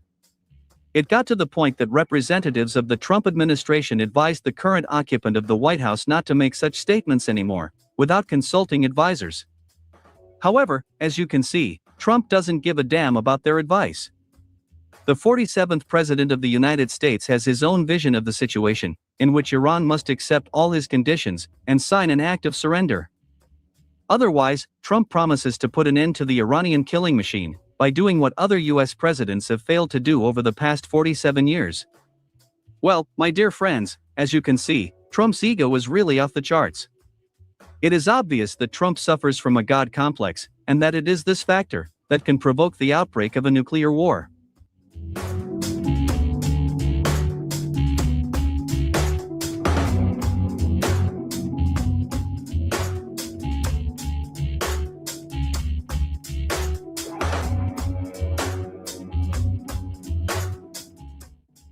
Meanwhile, journalists from the Iranian news agency Tasnim have made a rather alarming statement. In particular, citing their own sources, they reported that Tehran does not intend to send its negotiating group to Islamabad to meet with the Americans. Iranian journalists note that official Tehran refuses to negotiate with the American delegation, as the United States not only continues to blockade Iranian ports, but also violates earlier agreements. My dear truth seekers, let me remind you that the first round of negotiations in Islamabad completely failed due to the US's excessive demands, as Trump decided that he was the winner, and set only his own conditions for peace. As a result, Iran harshly rejected all US conditions and accused Washington of unwillingness to conclude the long-awaited peace. Thus, it becomes clear that the current war in the Middle East is more likely to end on the battlefield than at the negotiating table. And judging by the fact that the United States continues to pull new forces to the Iranian borders, a new round of war may begin in the coming days.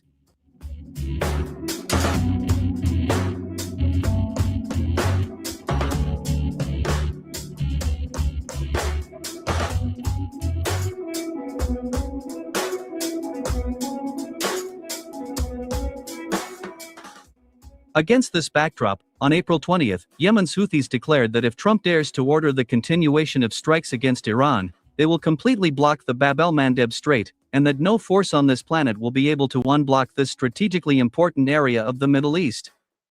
My dear truth seekers, you must understand that if Yemen's Houthis block the Bab el-Mandeb Strait, it will significantly worsen the global energy crisis. Blocking the Bab el-Mandeb Strait will automatically shut down the Suez Canal, as a result of which Europe will lose the most important energy supply route.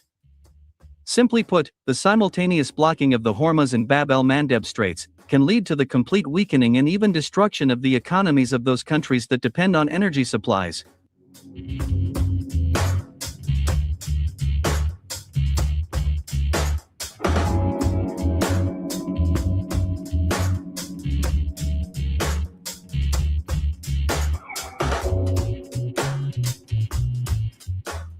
Meanwhile, shocking evidence has emerged that the United States Air Force suffered heavy losses in the war against Iran.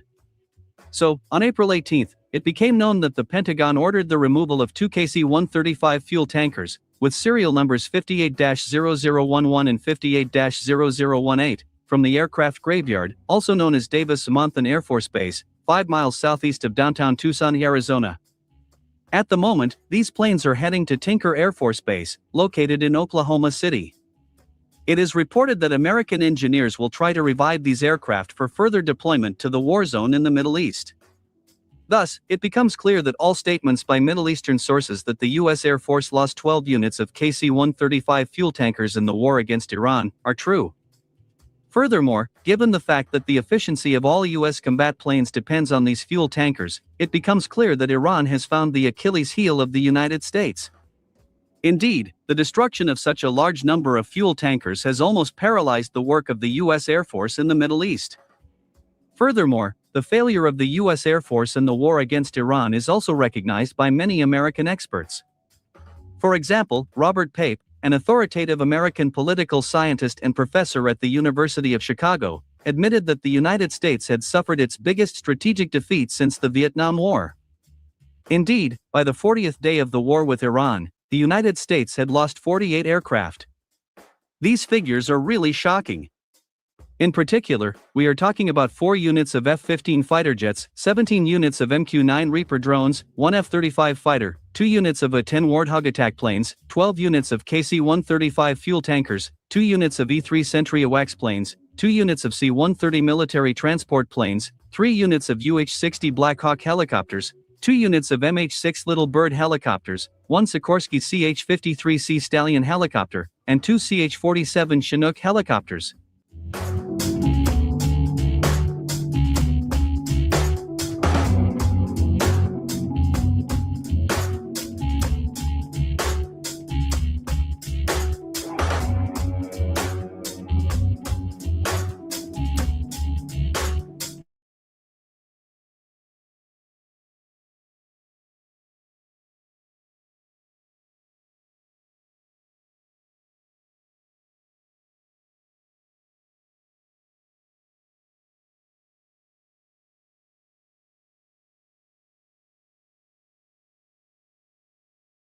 Have a serious conversation right now. I have to level with you. While Western mainstream media has been busy pushing narratives that Donald Trump is somehow winning, that the American blockade is strangling Iran, the truth on the ground is so devastatingly different that I almost don't know where to begin. A big embarrassment for the US Navy is now out in the open, as reports reveal that over 25 Iranian ships have managed to break through the much-hyped blockade and sail past American forces with ease. An Iranian cargo vessel just sliced through the U.S. maritime blockade in the Strait of Hormuz, a gutsy, direct challenge to Washington's iron-fisted control over this global oil lifeline. The US blockade in the Strait seems to be on shaky ground, with reports 4 Iran-linked ships have passed through the stretch of water within the... You see, the Pentagon is currently in a state of absolute panic. I mean, genuine sweating in the war room panic, because of an event that just unfolded in the strategic waters of the Arabian Sea and the Gulf of Oman. We are talking about a lightning decimation of American naval presence. According to exclusive intelligence news and tracking data, no fewer than 25 Iranian naval vessels, specifically high-speed shadow ships operating under the silent escort of a powerful, secretive Iranian naval fleet, just completely shattered the illusion of American control in the Oman Sea. This was an ambush. It was brutal, it was swift, and it has sent literal shockwaves through the corridors of power in Washington, D.C. And here is the kicker, the most humiliating part of all. This is happening directly in the aftermath of Trump's delusional claims that the Iranian Navy was totally destroyed and that his maximum pressure campaign was bearing fruit. Well, that fruit has rotted and it has exploded right in the face of the empire. But before I take you deep into the details of how exactly these 25 ships turned the mightiest navy in the world into a sitting duck, I need you to understand the context of this utter humiliation. This isn't just a military skirmish, it is a psychological collapse of American deterrence. While Trump spends his days rage typing on Truth Social about how he is winning by a lot, the reality is that Iranian oil tankers are moving like ghosts through the blockade. In fact, just this week, the Iranian supertanker Silly City entered Iran's territorial waters with full military support, completely ignoring the threats and multiple warnings issued by the US Navy. They passed through the Arabian Sea, crossed the so-called blockade line, and docked without a scratch. This follows reports that another Iranian VLCC supertanker just offloaded 2 million barrels of crude oil via the Riau archipelago and sailed back home through the U.S. naval blockade as if the American warships were nothing more than fishing boats watching in awe. Tehran is calling this a major breakthrough against the U.S. siege, and frankly, they are right. The U.S. Treasury's OFAC has slapped sanctions on 397 Iran-linked tankers, but there are another 236 that we know about, which OFAC hasn't even touched yet. We've been tracking Iranian oil exports for the past 8 years now throughout this entire sanctions era, and the data is crystal clear. There are 43 VLCC supertankers which still haven't been blacklisted. One of them has transported 50 million barrels of Iranian oil right under the nose of the U.S. intelligence community. So tell me, who is really winning here? If you're tired of the mainstream media lying to your face about what is really happening in West Asia, I need you to do me a massive favor right now. Hit that like button, smash it, share this video with everyone you know who is tired of American propaganda, and drop a comment, even if it is just a dot, a period, or a single word, but write something, anything to help us overpower the algorithm that tries to silence truth tellers. If you haven't already, subscribe to this channel right now. Don't wait, don't think about it, just click that button. We are fighting for honest journalism here, and I need you in this fight with me. We are the resistance to the empire's narrative. Now, let's get into the blood and guts of this story. All right, let's bring you up to speed on exactly how this ambush went down, because the operational details are something the Pentagon really does not want you to know. For weeks, the U.S. Navy had been operating with extreme caution around the waters of the Arabian Sea and the Gulf of Oman, specifically where they have drawn their blockade line. This blockade is enforced through constant helicopter flybys and naval patrols designed to intimidate any vessel heading toward Iran. But what the U.S. military failed to account for, what they always fail to account for, is the sheer tactical genius of Iranian asymmetric warfare. As the ceasefire nears its end, the Iranian Navy didn't just wait to be attacked. They took the fight to the enemy. Using a combination of high-speed armed boats and hidden small submarines, they completely bypassed the U.S. detection systems.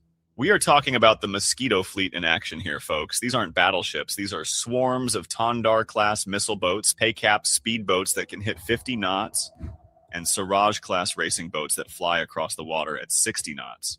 The Iranians have perfected the swarm tactic, launching 10, 15, 20 small boats at once to overwhelm a much larger, slower, and more vulnerable U.S. warship. While the American sailors are trying to track 20 tiny radar blips coming from every direction, the Iranian naval secret ships, their heavy hitters, their invisible giants, are moving in for the kill. And let's not forget the Gadair-class midget submarines, those silent assassins lurking under the waves. Designed to fire torpedoes at passing tankers and warships, they are 1/10 the size of a conventional attack sub, meaning they slip through sonar blind spots like ghosts. The U.S. Secretary of War might have claimed these submarines were gone, but we have news for you. They are very much alive and hunting. And while the guns were blazing in the Hormuz, the diplomatic front has completely collapsed. And this is where the utter incompetence of the Trump administration becomes glaringly obvious. Remember that 2-week ceasefire? The one that was supposed to pave the way for peace? It ends on Wednesday, and the negotiations are dead in the water. No Iranian delegates went to Pakistan to meet the U.S. delegates. Why would they? The Iranians have officially rejected the second round of talks, state media reports, citing excessive U.S. demands and a breach of the ceasefire by the Americans. Let's be real here. Trump continues to rant on Truth Social about how he is winning, claiming the U.S. is in a very strong position and that Iran's military has been weakened. But the facts on the ground tell a different story. Iran's military is not only surviving, they are thriving. The Speaker of the Iranian Parliament, Mohammad Bagher Ghalibaf, has warned that Iran would strike back hard if war resumes, and they aren't bluffing. During this ceasefire, while Trump was busy taking a victory lap, Iran has been quietly rebuilding and reloading its missile and drone launch infrastructure at a pace faster than before the war started. We are talking about 40% of their attack drone arsenal still intact, more than 60% of their missile launchers still operational, and access to around 70% of their pre-war missile stockpile. New satellite imagery has even revealed Iran clearing debris from underground missile cities, buried hundreds of meters deep inside mountains. These are fortified bases that U.S. and Israeli airstrikes failed to destroy. They are digging out launchers, they are repositioning missiles, and they are preparing surprises for the resumption of war that Washington simply is not ready for. We are looking at a full-blown Iranian missile and drone blitzkrieg if the truce collapses, supported by the Lebanese resistance and Iraqi resistance factions who have been itching to open new fronts. This is not a weakened Iran. This is Iran sharpening the blade for the final cut. Now, here is the piece of this puzzle that should genuinely keep every Pentagon strategist awake at night. I am talking about the technological windfall Iran has just secured. In a development that is being largely ignored by Western media, Iran has succeeded in the reverse engineering of the AGM-198 JSSM cruise missile. This is the crown jewel of American stealth cruise missile technology, the weapon that the U.S. Air Force brags can penetrate any air defense system in the world. And Iran has it. During the recent bombardment, some of these missiles fell without even exploding, either due to defects in their fuses or because of the sheer effectiveness of Iranian electronic warfare. Iranian forces swept in and recovered more than 300 unexploded US and Israeli bombs, including Tomahawks and the AGM-158J SSM. Right now, Iranian military scientists are not just studying these missiles, they are dismantling them, analyzing the composite materials, mapping the stealth geometry, and preparing to produce a more advanced Iranian version. We have reports that the Qatam al-Anbiya Central Command has officially transferred these fragments to a specialized reverse engineering team. They are going to combine the US stealth tech with their own existing missile programs. This is how Iran leapfrogs decades of military research in just a few months. This is how Iran turns the weapons of the empire against the empire. And this, my friends, is the true definition of a strategic victory. The United States gave Iran a gift, a 300 missile windfall, and Iran is going to wrap that gift in a warhead and send it right back. So, let me leave you with this final thought. The ceasefire is ending. The talks are over before they even started. Trump is fuming on social media, making wild threats about destroying Iran's power plants and bridges, while the Iranian military is sitting comfortably on a mountain of advanced weaponry. With their oil tankers still sailing, their submarines still lurking, and their fast attack boats ready to swarm. The United States thought they could humiliate Iran. They thought a blockade would bring the nation to its knees. But as we have just witnessed with the ambush of the 25 ships, the only ones being humiliated right now are the Pentagon and the clueless politicians running Washington. Iran has exposed the bluff. They have called the American bluff, and they have shown the world that the empire has no clothes. We will be watching this situation minute by minute as the clock ticks down. Do not go.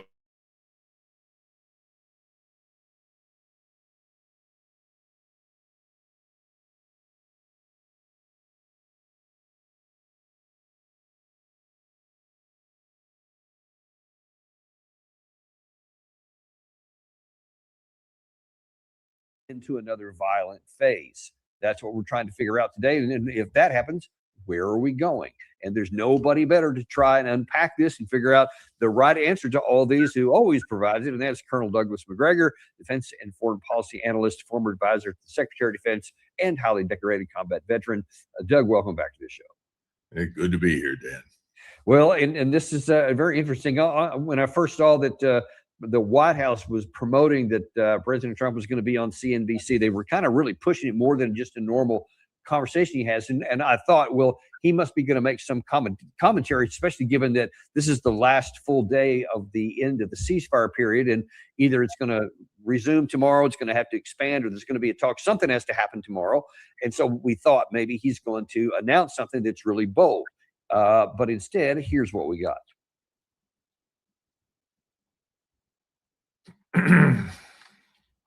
Sorry, Gary, if you can toss that one up. The video. Hey, can you trigger that for me? Will do. If we get close in negotiations right now, but the deadline for the ceasefire is tomorrow, it looks like things are progressing. Will you let it keep going? Well, I don't want to do that. We don't have that much time because by the time both parties get there, as you know, they just got the okay to go forward, which I knew they were going to do anyway. I mean, I don't think they had a choice. They have to negotiate. And, you know, even during the ceasefire, which I think was a good thing because we're totally loaded up. We have so much ammo. We have so much of everything that we've like a much more powerful than it was 4 or 5 weeks ago. You're saying that you need at least the prospects for a signed deal today and tomorrow, or else you would resume bombing Iran. Well, I expect to be bombing because I think that's a better attitude to go in with. But we're ready to go. I mean, the military is raring to go. They are absolutely incredible. Now, there has been, Doug, there's been lots of information, both from the White House as well as other sources, that confirms that indeed that there is more combat power now. Apparently, more stuff has been flowing on even overnight tonight. And now we have a lot more naval assets in the region, more ships than we've had at any point. You see total 37. There was only 14 at the beginning of this, and a lot of aircraft have flown in, and a whole bunch of missiles and restocked ammunition has been coming in. So President Trump is true. There's a lot more combat power now. we can also know that the Iranian side has also done a lot to restock a lot of its capabilities, apparently getting some stuff from from China. So it sounds more like both sides used this pause to just get ready for the next round, not necessarily for negotiations. What do you think? Well, I think that's pretty clear. Why would either side sit around and do nothing? I think what we need to do is go back to the previous meeting in Islamabad and look at what actually occurred. The first thing, which I think is very revealing, is that the Iranians showed up with 70 people. They had large numbers of experts in various fields. They were carrying maps, geological surveys. They were loaded for bear, frankly, to discuss in detail what they would accept in terms of conditions and what they would not and what they would negotiate. We showed up with Vice President Vance and Messrs. Witkoff and Kushner, who had previously been judged as unwanted members of the delegation. The Iranians simply said, we regard these people as Israeli assets, and frankly, that's what everybody does see them as. We don't see them as representing American national interests. So they were prepared to talk with Vice President Vance, but not them. Unfortunately, as far as we know, there was otherwise no supporting staff. Now, this is not the first time that this has happened. This happened in Anchorage. The Russians showed up and were prepared for very substantive talks. They brought with them all sorts of material pertaining to Ukraine, current state of affairs, troop locations, recommended solutions, and so forth. We showed up with nothing. And Trump thought that he was going to charm his way into some sort of agreement.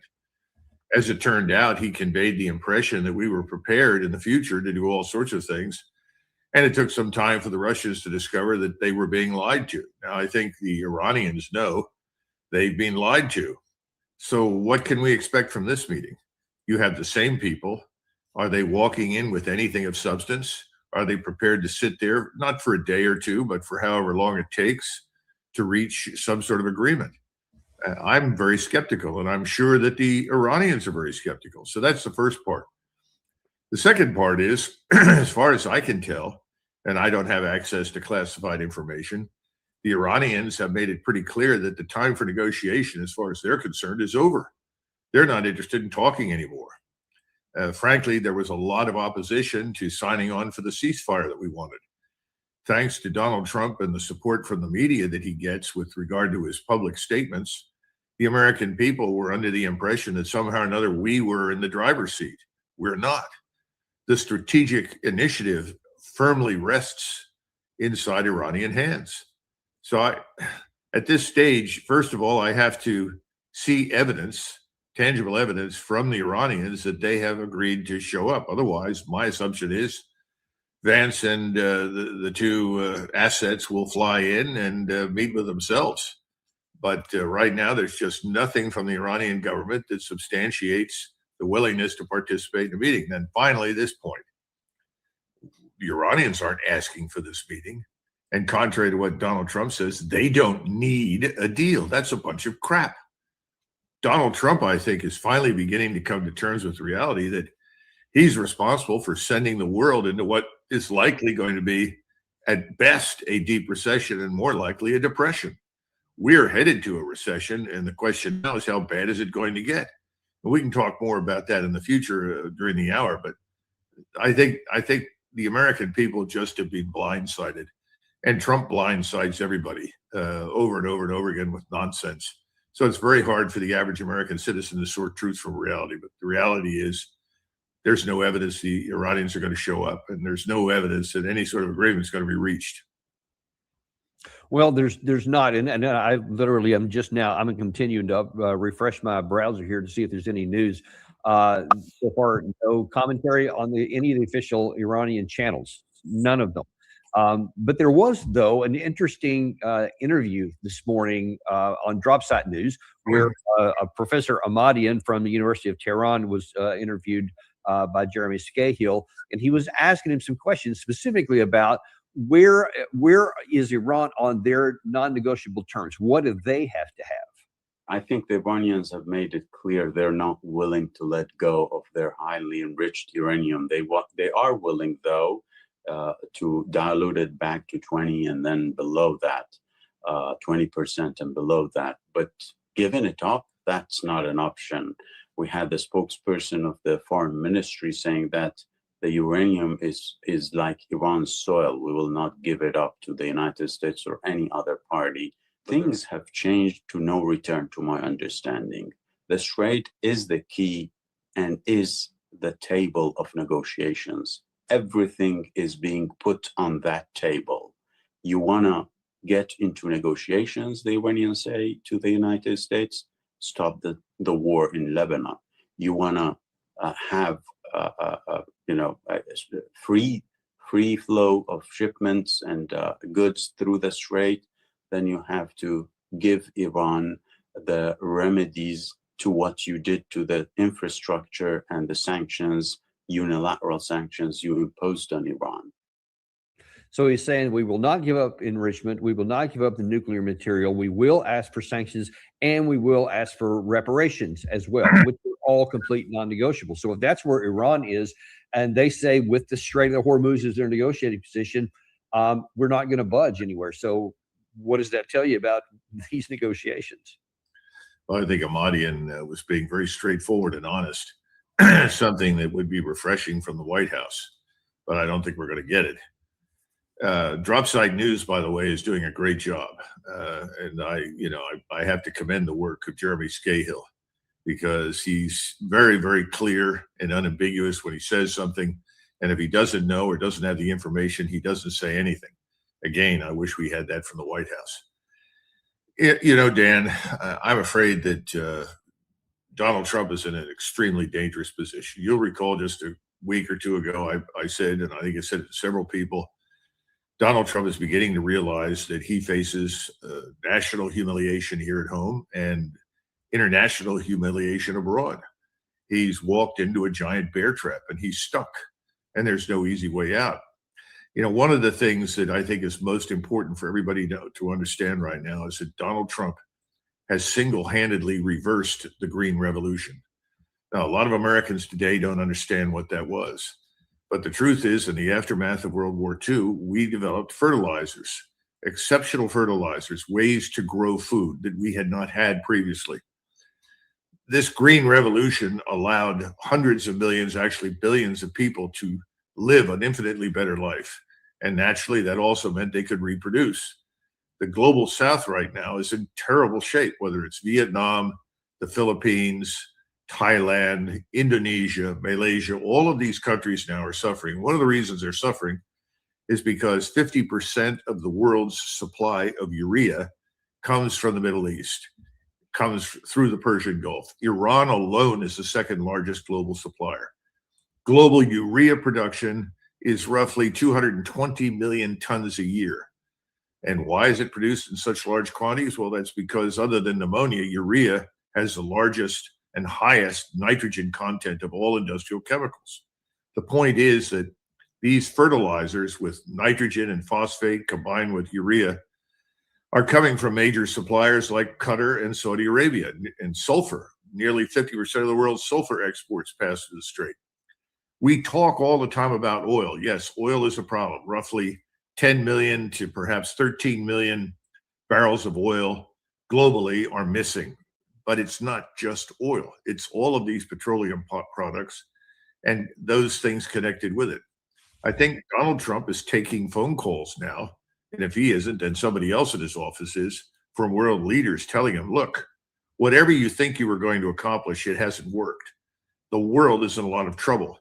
You've got to get out of this, because if you don't, we're going to face famine around the world in many key areas in the global South. We're probably going to go into a depression. That's particularly true in Europe right now. There is unrest all over Europe's major capitals. We've seen it finally in Berlin. We see it in Great Britain. We see it in France and Italy and Spain. The bottom line is this can't go on. And he doesn't want to admit the truth that the Navy has lost control of the global sea routes. It's lost control of the Strait of Hormuz, although it really never had it. And Middle East energy infrastructure is being destroyed. And the Iranians have made it abundantly clear, if you attack us this next time around, try to wipe out our oil infrastructure, try to destroy our desalination plants, we will respond in kind to the west coast of the Persian Gulf. And that would be devastating to the world. In fact, many of those areas may never come back as they once were. I doubt it seriously. And, you know, Doug, to that point here, I just recalled something.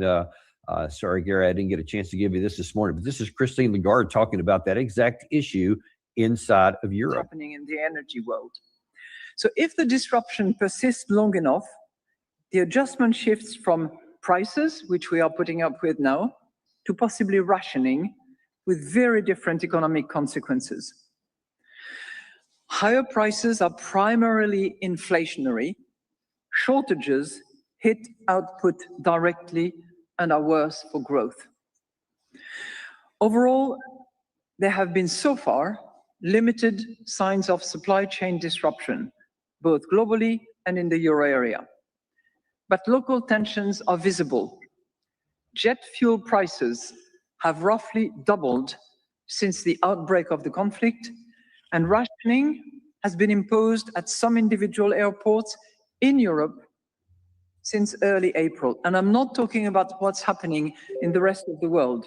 I'm just back from the IMF and the World Bank spring meetings, like many of you, and you might have bumped into colleagues from Asia, in particular some of the low-income countries or emerging market economies that are taking a much more severe hit than.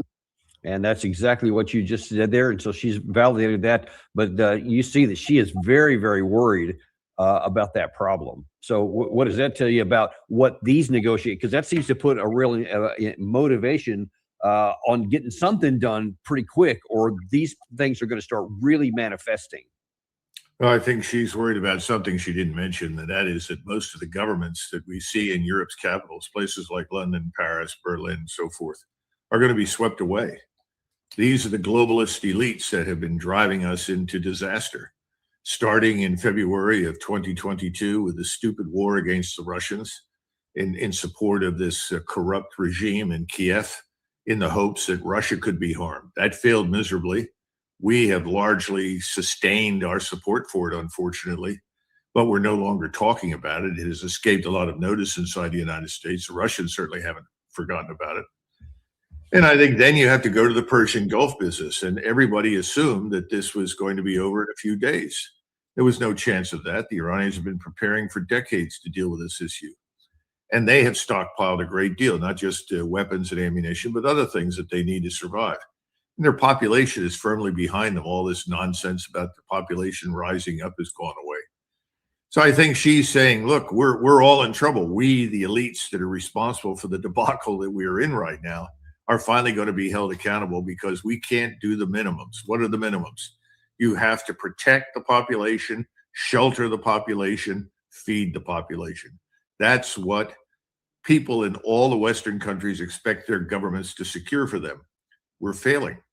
Now, we haven't failed as miserably yet, but I think we're going to start experiencing these problems. And I think before the summer's out, there's going to be widespread unrest in the United States. Because let's face it, let's assume we stopped today. We just sailed away and said, that's it, we're out. Well, that would not resolve most of the problems and the disputes that we have with the Iranians, but it would at least open the strait up. But the fact that we're blockading the place means that's not going to happen as long as we're blockading. So what are the other options? Negotiate something? You're dealing with a country right now that is firmly in control. It occupies a strategic high ground. It controls the Strait of Hormuz. They're not giving it up. So then what do? Do you go in and viciously attack the place, hope that this time around you can succeed in destroying the entire country? That's what it sounds like to me. And I don't think that's going to work. So at the end of the day, we're probably going to end up disengaging, withdrawing, looking terrible. But instead of rescuing the globe, the global south, everybody in Europe, Asia, from what is a terrible, terrible situation, will get a little out of it. In other words, instead of 10 years, 5 to 10 years to recover from the damage we're doing right now, we may recover from it in 2 years or 1.5 years or something. But I just don't see that happening, Dan. I don't see President Trump being the person that he is, ever admitting under any circumstances that he was wrong. We just stop and look at this nonsense with putting his face on the face of Christ and then being confronted over it. And he lies and says, oh, I thought I was being like a physician, a doctor. The man doesn't have the common sense and the character to simply say, look, I made a mistake. That was in bad taste. It was wrong. I should never have done it. I apologize to everyone who voted for me, who's part of my base, and to all Americans who may be Christians. That was inappropriate. It was a very easy thing for him to do. It's easy if you are a person of character and integrity. But if you're someone who builds on one lie after the next, and that's what I think we're hearing right now about these ephemeral negotiations, you can't do that. And I'm afraid that we're going to be dragged into this major war, and this war is going to finish off the economy globally. And you know, Matt, if there's any hope that you were wrong, that would seem to be knocked out by what I'm about to show you. Now, you saw Professor Ahmadian talking about, here's where, frankly, the Iranian side is, and he specifically referred to what you did about the control of the Strait of Hormuz as being their big strategic leverage point. He unequivocally said that. So he also laid out what the Iranian side is going to, if there are negotiations, what they're going to require, which are really big pockets here. On the other side of this, you have General Jack Keane laid out. Apparently, he gets on the phone frequently to President Trump, and I'm told that he listens to him. Here's what he thinks are going to be the terms. Our demands are pretty formidable. I mean, we want them to give up the enriched uranium, dismantle all of their capabilities to enrich uranium, and we'll have to be there to verify that. We don't want any enrichment to take place inside of Iran. The second thing is removal of certainly their hold on the Straits of Hormuz and a public declaration to that. When it comes to sanctions, I think what we have to do is recognize their behavior. They say one thing, but what they do is really the critical thing. We have to have anytime, anywhere inspections, but we don't remove sanctions until we are able to verify that there's actually behavior change. So, Doug, I mean, just to be logical for a second, is there any scenario that you can even wildly think about to where this Iranian side, with the control of the Strait of Hormuz in their fists, are going to say, sure, we're going to give up what Ahmadian just said that they would never give up, their reprocessed material. We're going to hand over control of the strait, and we're not going to ask for any reparations until we prove to your satisfaction that we're going to do something. So, but sure, here's the strait. I mean, that's so irrational as to almost be comic. In Philadelphia, we have an 8-letter word for what General Keane just mentioned. I'll be polite and say it's nonsense. The problem with everything that the man says is that it's based on fantasy.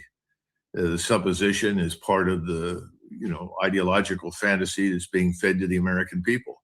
We're the best, we're the greatest, we can do anything. They have no choice but to submit or we destroy them. Well, that's not going to work. That's the first thing. It's just not going to work. Secondly, why would you do anything for us at this point without tangible, concrete willingness to negotiate through the 10 points that the Iranians laid out? We're not a reliable negotiating partner, Dan. We lie. You show up, you may be killed during the negotiations. We cheat. We're not honest. And our response is that the Iranians lie and cheat all the time. I've talked to people that were inspectors. I've talked to people that have been involved over there, and they say the opposite is the case. I remember going through this in the Balkans, and people kept insisting the Serbs were dishonest. You couldn't trust anything they say. I found just the opposite. Of the three parties, the Bosniaks, the Croats, and the Serbs were scrupulously honest. If they said they were going to do something, they did it. If they said they wouldn't, they wouldn't. If they were going to show up, they did. This business of constantly demonizing your opponent really makes it very hard to come to some sort of arrangement that terminates the hostilities. And that's effectively what we're doing. We go back to World War II, this World War II nostalgia where nobody actually knows what the hell happened during the Second World War and just how difficult the whole thing was. But we act as though we were the great ones who solved everything, won everything, determined everything. Nothing could be further from the truth.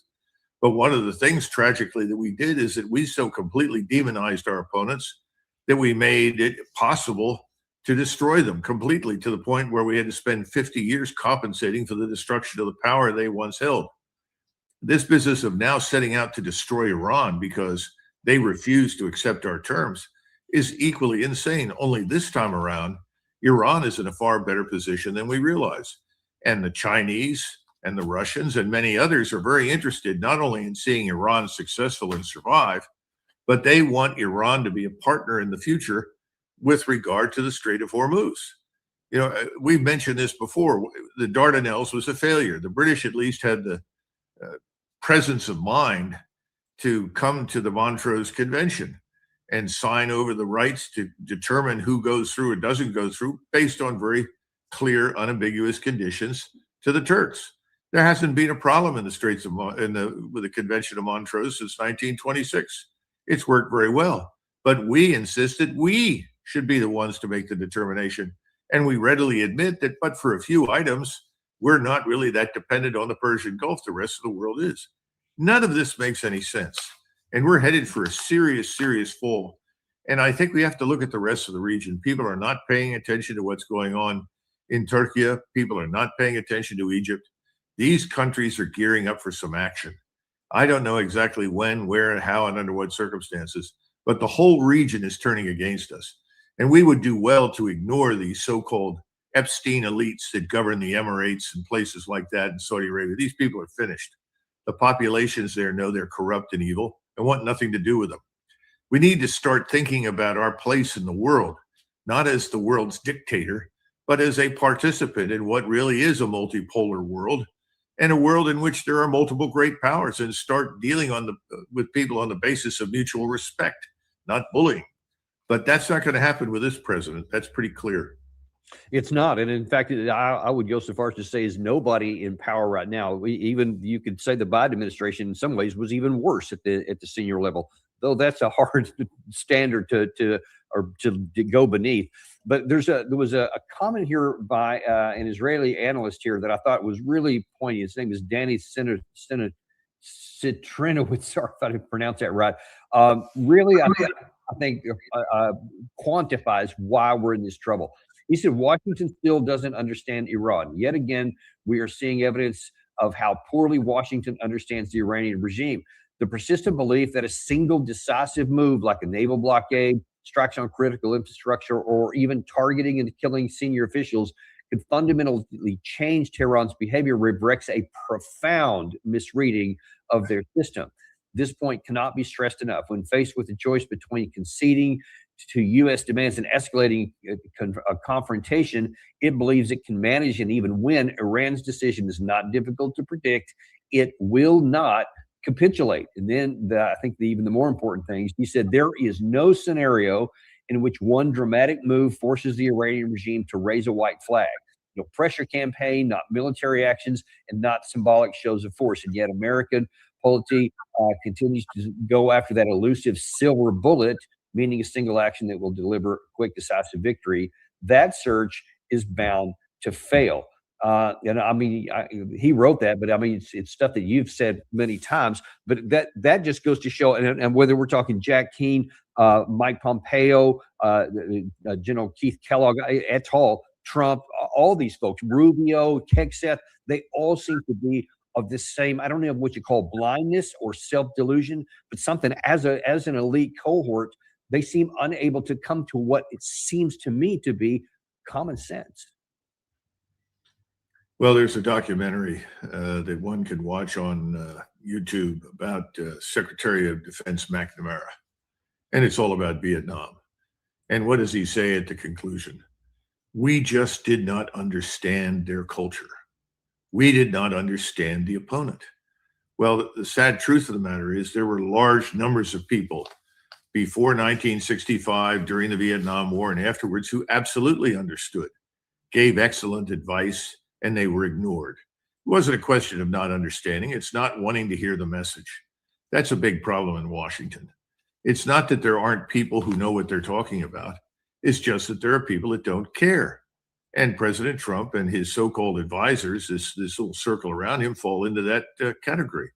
And I think we have to understand that that also characterizes most of the senior military leadership, because I listen to all sorts of nonsense from people about, well, he's a general and he must know he's an admiral. Come on, give me a break. These people are not there because of demonstrated character, competence, or intelligence. They're there because of their readiness to go along. Say, yes, sir, 3 bags full, let's move out. We got to come to terms with the reality that if you create a culture that favors and advances the sycophant, you're not going to penetrate the inner circle unless you're prepared to go in there and tell the president or whomever is in charge whatever the dickens he wants to hear. That's the bad news. I don't see any of that changing. Maybe the disaster that's looming on the horizon will have an impact. I don't know. And if anybody's in doubt about what's going to happen with that, because I mean, we have some near-term pressure points. Number one is time, because the ceasefire period runs out at the end of tonight. So tomorrow, U.S. time, then he's going to have to make a decision. President Trump is, do you go back to bombing like he said in that opening clip that we said? He said, yeah, I'm planning on it. Or do you extend it out and trying to do something that makes sense? But according to what Jack Keene's saying, we're going down something that is literally the polar opposite of what they're even willing to contemplate. And then the guy that's going to be making that decision, of course, is President Trump. And he had this Truth Social out, which he posted right after that conversation there. And he was complaining about the Democrats and people who didn't give him credit for Operation Midnight Hammer working. And he says here, we totally obliterated the nuclear dust locations to the point to where bloodthirsty Iran has been unable to get at it or dig it out. Space Force has cameras on every inch of the 3 sites that we so brilliantly hit last June. I don't think he realizes, number one, that realization would seem to prove that there's no reason for this war at all, because it was allegedly to keep them from getting nuclear weapons, which was imminent. But you just told us that it's buried. And so there's no possibility for that, number one. And then number two, in that same conversation, I hadn't seen any commentary on this, but it was alarming to me, because he said in the course of that, if I had been president during the Vietnam War or during Afghanistan, we would have won it easily, which means I think in his mind, he's thinking, I can win this one easily too. And if he thinks he can win this militarily, Doug, then he may make some really bad decision here in the next 24, 36 hours. Well, keep in mind that this is someone who knows absolutely nothing about military affairs. And he's dealing with people who are overwhelmingly air power fanatics. And then you have some special ops types, and the Special Operations Command has more than its share of people that are willing to go to war at the drop of a hat, especially if they think they can play a role. I hate to be frank, but I was in for 28 years, and for everybody that was sober-minded, there were at least 2 or 3 that were ready to yeehaw, let's go. And I think that's part of the problem. There are still people in uniform who are saying, well, if we do the following things, if we penetrate deeply, we can go find this enriched uranium. We can identify it. If we can't get it out, then we can target it and destroy it. They miss the larger point. Nobody is thinking about the larger issues. That's why the commentary at the beginning about the global economy and the danger that is approaching right now around the planet is something that doesn't even show up in any of the president's commentary or speeches. The farmers collectively in the United States sent a letter to Trump. I've forgotten the name of the agricultural organization that represented them, but it was a very interesting letter. It was very sound and very straightforward, and said, look, if you keep this up, it's going to destroy us. We won't survive it. It's not just fertilizer. It's a whole range of things that are important to farming. You would think that if you're hearing from farmers collectively in the United States, the people that grow our food, and they were asking you to reconsider, you would do so. But this ultimately is not about them. It's not about anything but Donald Trump. We've got to go back to Roy Cohn and Roy Cohn's systematic brainwashing of Donald Trump as a young man. And Donald Trump has gotten away with lots of things. I mean, the man's declared bankruptcy 6 times in his life. He's turned it into a business model. And what did he do after declaring bankruptcy? Washes his hands and walks away. I mean, I've run into people all over the United States that tell me, I used to work at the casino that Trump had, and I'm one of X number of people that were never paid, that nothing was ever done for us. We were supposed to have this, that, and the next thing. And I said, well, I'm very sorry to hear that. And they say to me, well, you're on TV. can you help me? You know, what can I tell these people? I can't. And I think Donald Trump is still the marketing genius that he always was. He's a con man. He sold everybody a bill of goods. Now he's in a very difficult position, and he's going to ask the U.S. military to rescue him. That's where we're headed, because I don't think this meeting will occur. And even if it does, it's not going to produce anything, in which case he'll then bomb, because that's what his ego demands. Asking him to step down or step away from a bad decision with terrible strategic implications for us and the rest of the world is not something he's going to even understand. In his mind, anything that he says has to be a victory. Anything he does is a victory. Anything he does works. He's the greatest. Just ask him. He'll tell you ad infinitum. And unfortunately, in our society, we tend to value those people. We listen to people say, well, I'm the greatest. And listen, there's nobody that knows more about this than I do. Yeah, right. You know, in other societies, people are put off by that. When people exercise some humility in the United States, they say, what's wrong with this guy? I think we've now gotten a dose of medicine that, quite frankly, is being overdue for some time. I hope this is the last of it. And I hope that when this is over, he and everybody else in Washington will be swept away. Because the thing to keep in mind is that all of these people in the government are part of this disaster. How many times have people on the Hill stood up and outlined in detail all the critical strategic reasons why this is a bad idea and should not be followed? Very rarely. I mean, you can talk about Rouhana, and you can talk about Thomas Massey. Marjorie Taylor Greene eventually came around to this. There are some others, but remarkably few. So the entire Beltway is this poisonous, stagnant pool of people obsessed with one thing, and that is enriching themselves. And quite frankly, whatever else happens doesn't matter as long as the donors can keep them in their office. And that's what it comes down to. How many times have we heard somebody say, look, voters don't win elections, donors win elections? That says something about this thing we call democracy that leaves much to be desired.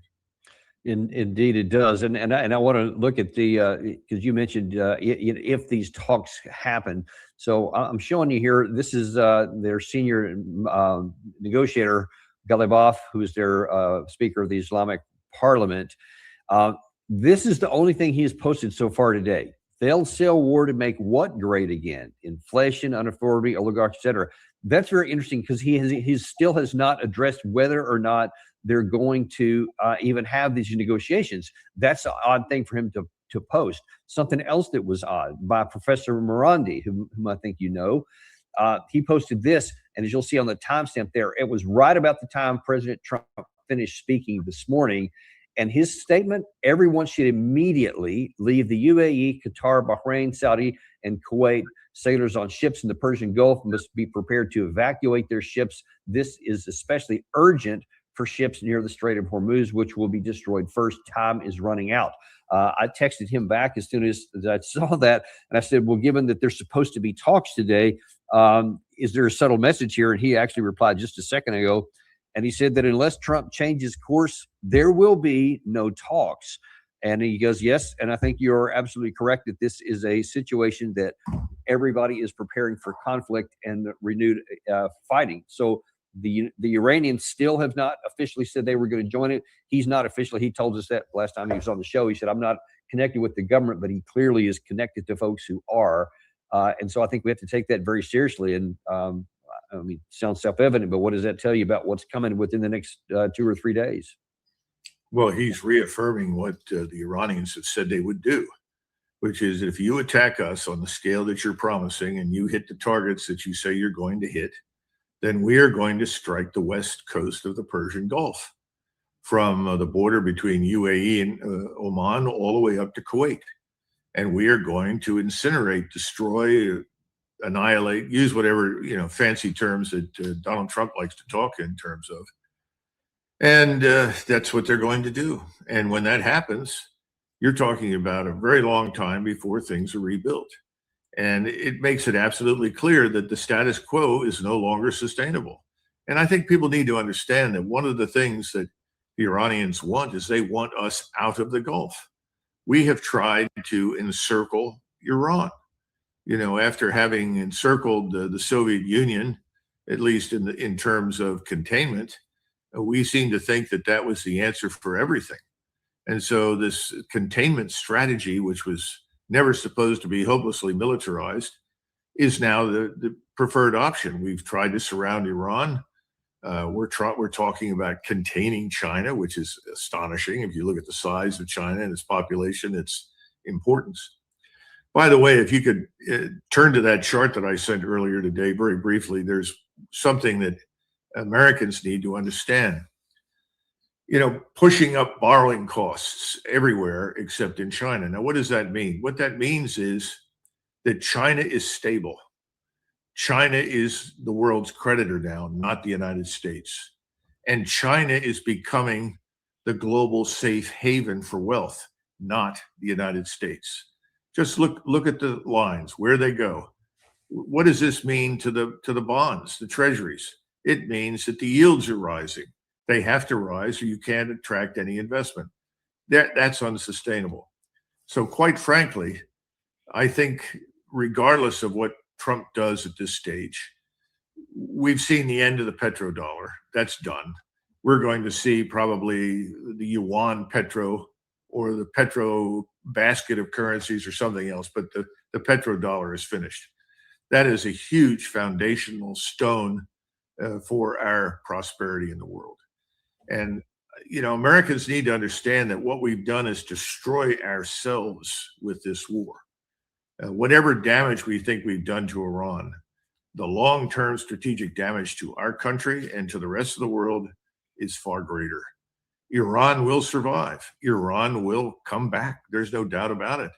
Just as Russia has survived and Russia has come roaring back. China is going to survive and China's roaring back. In fact, China is now the world's largest economy, not the United States. And we've made matters worse because we constantly seem to opt for the threats of military power, because that apparently is the only tool we've got left. Well, we threatened everyone with tariffs. That's backfired badly. I don't see that we benefited from any of that. This president is all about bullying and threats, and it's back to the Roy Cohn School of Business. Number one, deny everything, admit nothing. Number two, threaten everybody, attack all the time. And finally, whatever happens, declare victory, claim that you've got control, that you're in charge, and everything's just fine. When Trump is driven out of office as a result of all of this, and I think it's inevitable at this stage, he's going to be making the same speech on his way out. I'm great. Everything was better under me, and we've been wildly successful. Thanks. No thanks. He's finished. And I have a little bit more breaking news now. The Pezeshkian, president of Iran, he has made a post on X, and he says the level of understanding and comprehension of the requesters from Iran regarding their presence in Islamabad is even lower than Trump's level of understanding and comprehension, ... That's all he says. He didn't say we're not going. He didn't say we are going. He just seems to mock those who thinks that there's going to be talks. I mean, that seems to be in line with other things we've heard. So it seems to imply, again, that there won't even be any talks. So there's nothing for Vice President Vance to go over there for. So we seem to be heading in a bad direction. I want to go down a path a little bit more in addition to what you just said there, which was profound and by itself economically should sound all the alarm bells to do what you suggested. But there's also the issue of the oil itself. First of all, the last oil tanker that left on February 27th before the war started has now reached its destination. Now the market has to burn through about 400 million barrels of release from very strategic reserves. And once that's through, then you can't have this, even this market manipulation that President Trump has genuinely been amazing at to keep it under or right around $100. That's running out because all of the props are going to come out, and there's a physical dearth of supply that you can't manage. And then that is turning into physical. These are in just the last day or two, some of these today. Popular Airlines reduces air flights and cancels others until June 14th. Singapore jet fuels have doubled to an average of around 960 barrels so far in April compared to 182. LA, flights out of LA have been canceled due to high flight. That's just yesterday. So this is going to continue on. And you talked about the fertilizer issue, which then has compounding problems for harvest season. And then that means the food that's going to be over the remainder of the following year into 27. I mean, Doug, these are serious issues that are these compound problems are Revolutionary salute to our brother Vincent Brown, Scott, for the donation to the war chest. Revolution is way of life. Absolutely appreciate the love, soldiers. Salute. Compounding by the day. Well, it's been amateur hour in the White House and amateur hour on the Hill.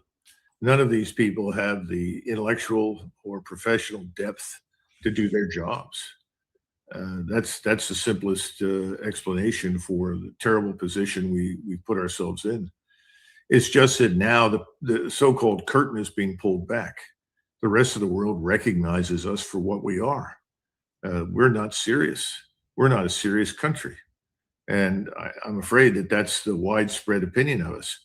And for Americans, what they need to understand, this is analogous to living in a house and watching one of your tenants in the house burn the other one half of the house down. And then the fire is put out. And everybody says, well, thank God the fire's out. At least we've got half a house left. And he says, oh, no, wait. I've got matches. I can burn the rest down. And people say, okay, well, if you think you need to, go ahead and do that. And that's what his supporters in the MAGA movement, whatever number are left, that's effectively what they're saying. Oh, I think it's great what he's doing. He needs to get those guys and kill them. And oh my God. And of course, most of these people have never pulled a trigger in their lives and never shot anything. Maybe Bambi, if that, but that's all. It's depressing, but that's where we are now. And I wish there was some good news, but I just don't see any. And, the fuel business is going to come home to hit us hard. We're going to have unrest in this country through most of the summer. All the usual suspects that were out there before will be out there again, only this time. I think you're going to see the citizenry that has been asleep and been trusting the words of people in Washington for too long also go out on the street. And I think that's going to be very rough. Yeah, especially when those manifesting problems start occurring here and shelves are empty. Prices for what's there is more than they can afford. Obviously, gasoline will be going up to the roof. That's when I think you're going to start seeing some of that stuff. But let me ask you, just kind of on the near term here, I showed you this chart earlier that showed that we have more naval power in the region than we had even at the start of the war. There's more air power. We've been restocking missiles. And let's take a look at, this is what happened during the first 40 days. You see these are the attacks by U.S. and Israel against Iran. And so there was a considerable amount, caused lots of damage, at least anything above ground. And then you look at what the Iranians were able to do in response. And so it's obviously at a much lower rate, but it was sustained all the way through in large part because of the underground facilities, et cetera. And yet that limits its stuff. This is what it had on our aircraft alone. All these are losses, either destroyed or damaged, et cetera. So the question is going to be now, if we go in, and President Trump is good on his word on this, and the one thing he has been good on is using military power. If this is true and there is no meeting at all, much less a successful one, then he goes back to the military. What can we expect and out of this additional firepower that's different from what we saw the other side or the first half? Well, first of all, I'm not in on the discussions and I'm not sitting in the war room and I haven't seen any plans. I don't expect to receive any calls to inform me. So the best that I can tell you is that we will do what we did the last time, only we will do it with greater gusto. We will pick some new targets on the assumption, and that's my assumption, that based upon the intelligence studies of the last round, they're finding some new targets to attack. And you remember that the key to all of these air and missile campaigns is very much the same. Somebody walks in and says, okay, boss, I've been back over these targets. We've gone through them. We put them through AI. We've analyzed them. We're confident now that we've got the right set of targets. In addition to most of the ones we hit before, we've now got these new ones. We think this is the answer. In other words, you put enough rounds out there, eventually you're going to hit something that counts. I don't think that works, and I've seen that happen before. It's back to World War II. We bombed all sorts of things, trying to destroy production. German production never slowed down. But what we did succeed in doing, and we never fully appreciated it until nearly the war was over, was destroy the fuel production and distribution system, because that was key to stopping the German army and the German Air Force. That was vital. That did more to help the Soviets and their millions of troops reach Berlin than almost anything else we did. Now, I don't know what they're coming up with now, but I think they're going to have a tough time. As we've said before, Iran is a natural fortress. It's enormous inside. It's much larger than Germany was, much larger than Japan. It's the size, half the size of India. And that means the size of Western Europe. So the notion that you're going to find something now to hit that's going to change the outcome, I think, is unlikely. Now, I don't know what's going to happen with the ground troops. My impression is that President Trump, giving credit for getting something right, even a broken clock is right twice a day, he seems to have objected to the use of ground troops. I don't know who is arguing for the seizure of islands in the Persian Gulf, whether it's Karg or Abu Musa or whatever the things they are looking at. Doesn't make any difference. I think it's a waste of time. I don't think it changes anything. I don't see how putting soldiers or Marines on the ground in these places is going to demonstrate that we control anything. It's not going to wrest control away from Iran. And Iran still has 45 to 50,000, I would say, drones and probably 15 to 20,000 or more missiles. Those things are precision guided. They're going to get through and they're going to target wherever we are, whatever we do. So I hope that he sticks with his opposition to the use of ground troops, because I just don't see any payoff for their use in this setting at all. I think we'll lose a lot unnecessarily. But we don't know what the great men that make these decisions are saying. And remember, President Trump is the sort of man that if he hears something he likes, he leans over right away and says, oh, yeah, I like that, without understanding what he really was told. And so I don't know what Special Operations Command is saying. I don't know what the various service chiefs are saying. I don't know what the CENTCOM commander, Admiral Cooper, is saying. Who knows? And I would be very careful about all these things in the New York Times and the Wall Street Journal. I think some of what they print is probably true. But unless you were in the room and you not only heard what was said, but you could see the people saying these things, you can't really pass judgment. Well, the only thing we can pass judgment on is what they do. And I guess we're going to be finding out here pretty shortly where all this goes, because it doesn't have a lot of, doesn't give anybody a lot of hope that anything positive for either the United States or the global economy is in the offing. But as always, we're very grateful to you for coming on and sharing your viewpoints with us. So at the very least, nobody can say they didn't know what was coming. So we thank you for that. Okay. Thanks, Dan. And we appreciate you guys too. We're going to try and be back to you later this afternoon. We have some other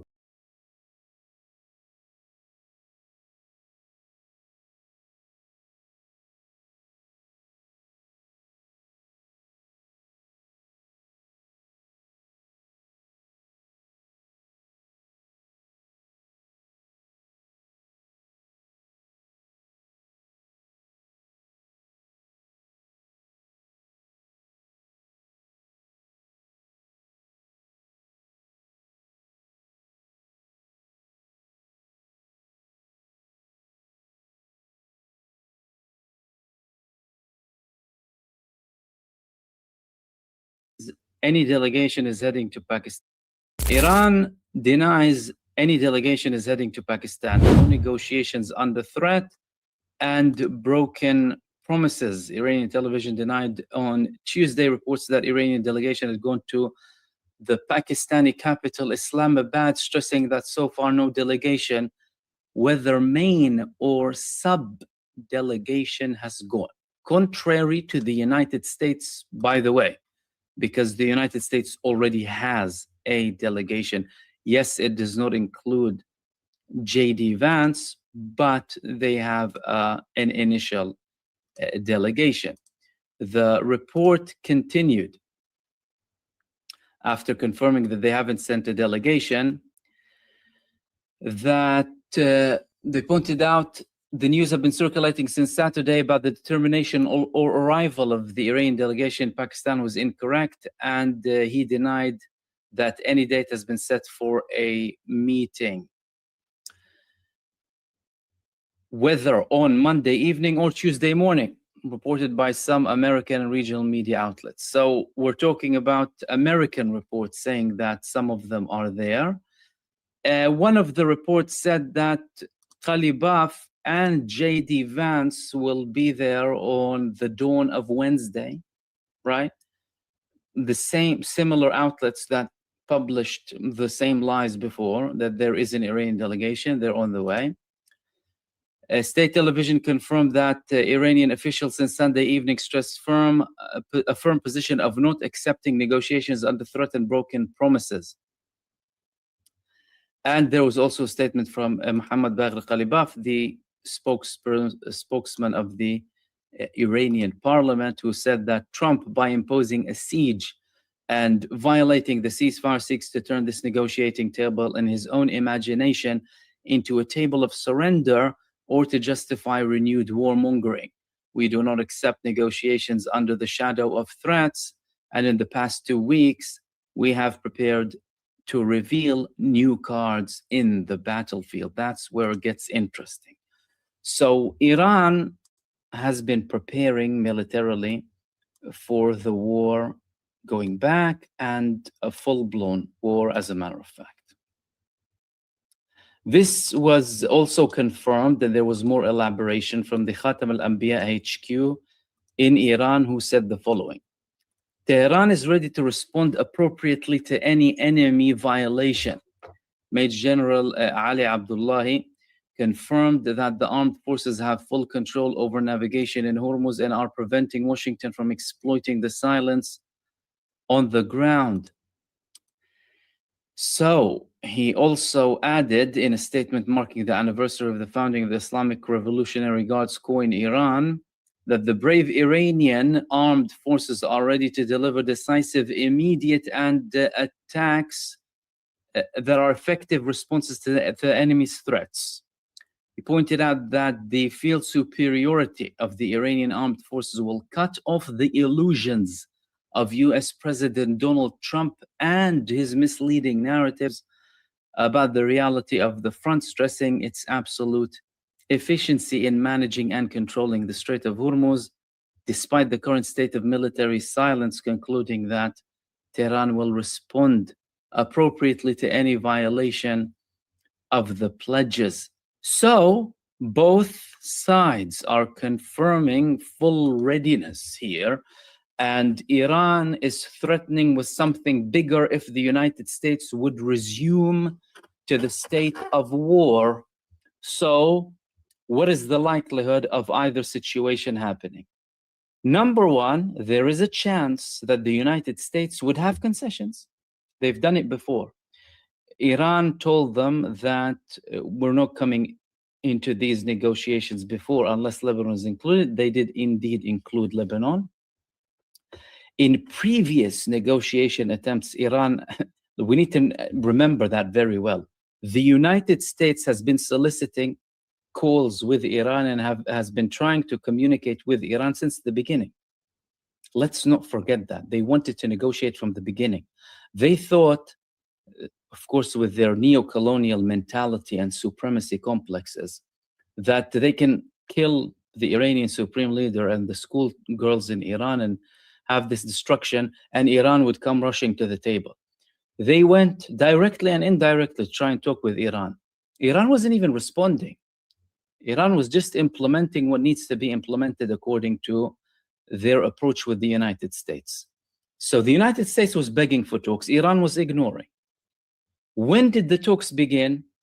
After the United States confirmed that they're only going to go through with the points of Iran on the framework.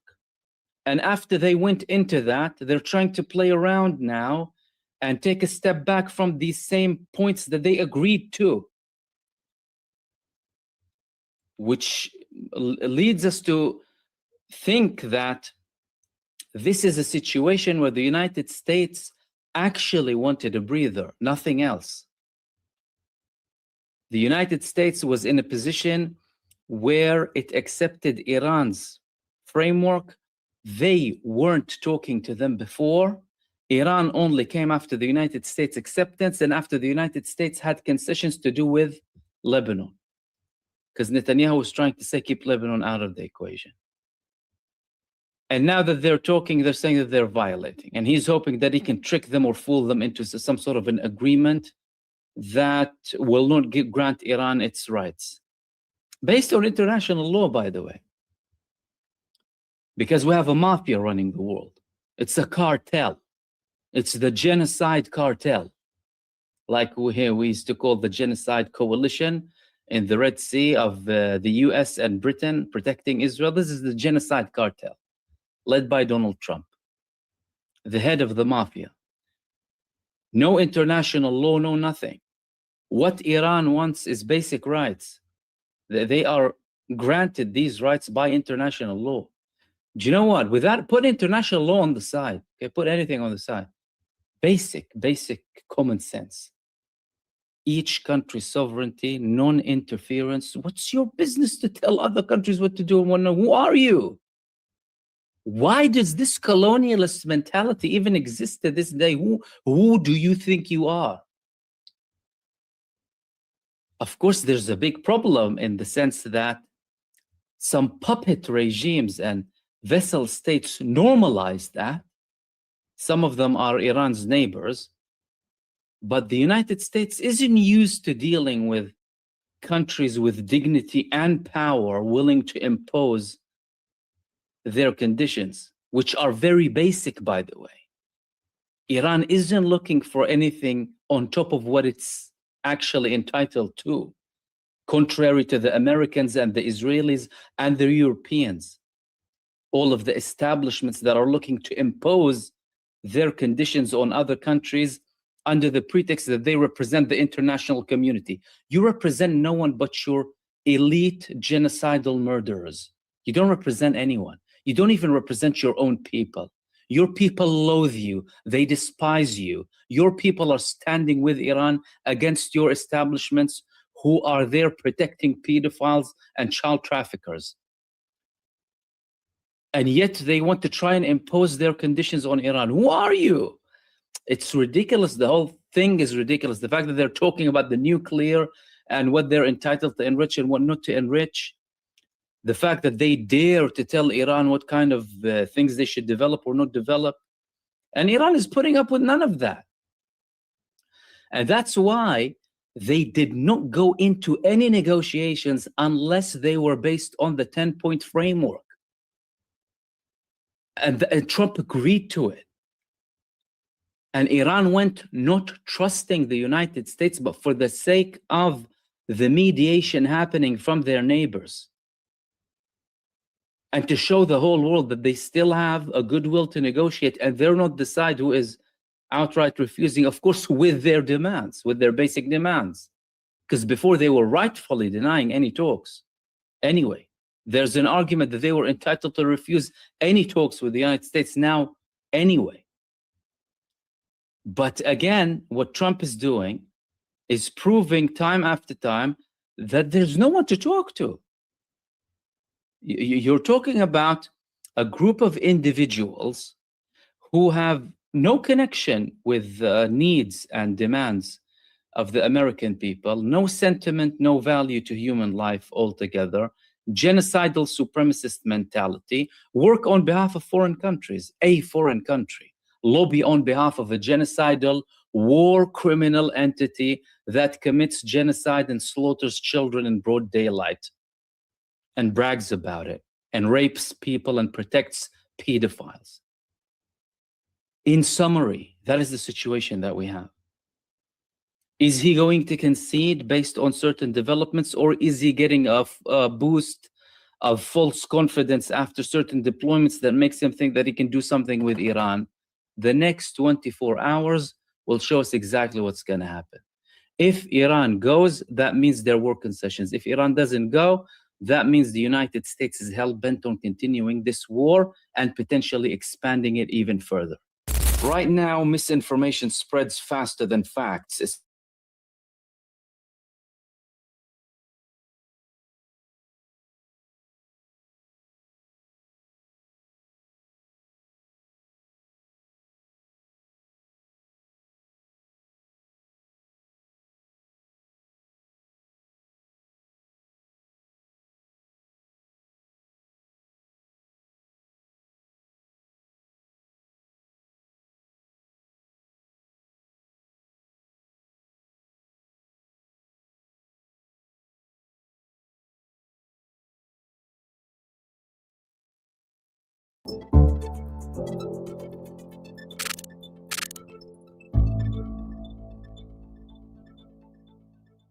Hello and welcome to First Post POV. I'm your host, Shubhangi Sharma. By putting up a formidable fight with the United States military, deploying the element of horizontal escalation, targeting Gulf states, and weaponizing its geography and the Strait of Hormuz, is Iran positioning itself as a fourth power, a resilient nuclear threshold state that defies conventional military dominance? And is the US falling into an escalation trap? What do these terminologies, fourth power and escalation trap, even mean? To discuss these questions, I have with me Professor Robert A. Pape from the University of Chicago. Mr. Pape is a renowned political scientist and author who has been writing about this very subject in great detail. Dr. Pape, pleasure to have you on the show. Pleasure to be here. Thank you. Professor, can you explain to us the escalation trap that the US may be falling into, and why is it important to keep an eye on the USA's Iran strategy, if there is any strategy at all? But we must also note that the Hormuz has been reopened by Iran now is after the Lebanon ceasefire. Yes. So what you are seeing is since February 28th, the United States has fallen into an escalation trap where it's using military force, bombs hitting targets, and what they're looking for is not tactical success, strategic success. But at every step, there has been a defeat. The Iranian regime did not fall. In fact, it is more resilient and even more aggressive than it was before the war started. And as you just pointed out, we look to Iran now is whether the Strait of Hormuz is open or closed. That's power that Iran has today that it did not have before. So the United States is moving up different rungs of the escalation ladder, and it's searching for victory, strategic victory that President Trump, I believe, desperately wants, but he can't find it. And what you are seeing is it is Iran who is in the driver's seat. Iran dictating terms to the United States. You contain Israel in Lebanon or nothing will happen. That is not America's power that being exerted. That is Iranian power being exerted. And if this goes on for months, Iran will become, it's not there yet, Iran will become the fourth center of world power. It'll be not as strong as the United States, not as strong as China, but it will be just under Russia in terms of its power to exert influence in the region, in Asia, Europe, around the world. Now, Professor, you are widely read on Substack. So this particular point of Iran being the fourth power, what do you mean by that? And why should it matter to the world now? Yes, so we are used to thinking that a world power must be rooted in the size of a country's GDP, its economy, or exactly how many nuclear weapons or the size of its army. What Iran is showing is that geography can play a powerful role. And it is, Iran is not a small country either. So it is a country of 92 million people. It's essentially would be called a middle rank economic power, but it has geography on its side. So it is able to use small numbers of drones and mines and highly credible threats to shut down shipping in order to affect and powerfully shock the world's economy. Very specific economies if it wants to. So it can target its disruption here so that some economies like the UAE, Saudi Arabia, they are way down. Other economies like India can be modestly helped because they can cut deals. And then what you're seeing is other countries still, such as China, they can cooperate with Iran now in various ways to force multiply that power. Well, that's usually what we call a great power. Now, I'm not saying they have that status yet. So my piece is not saying they're there today. I want to be clear.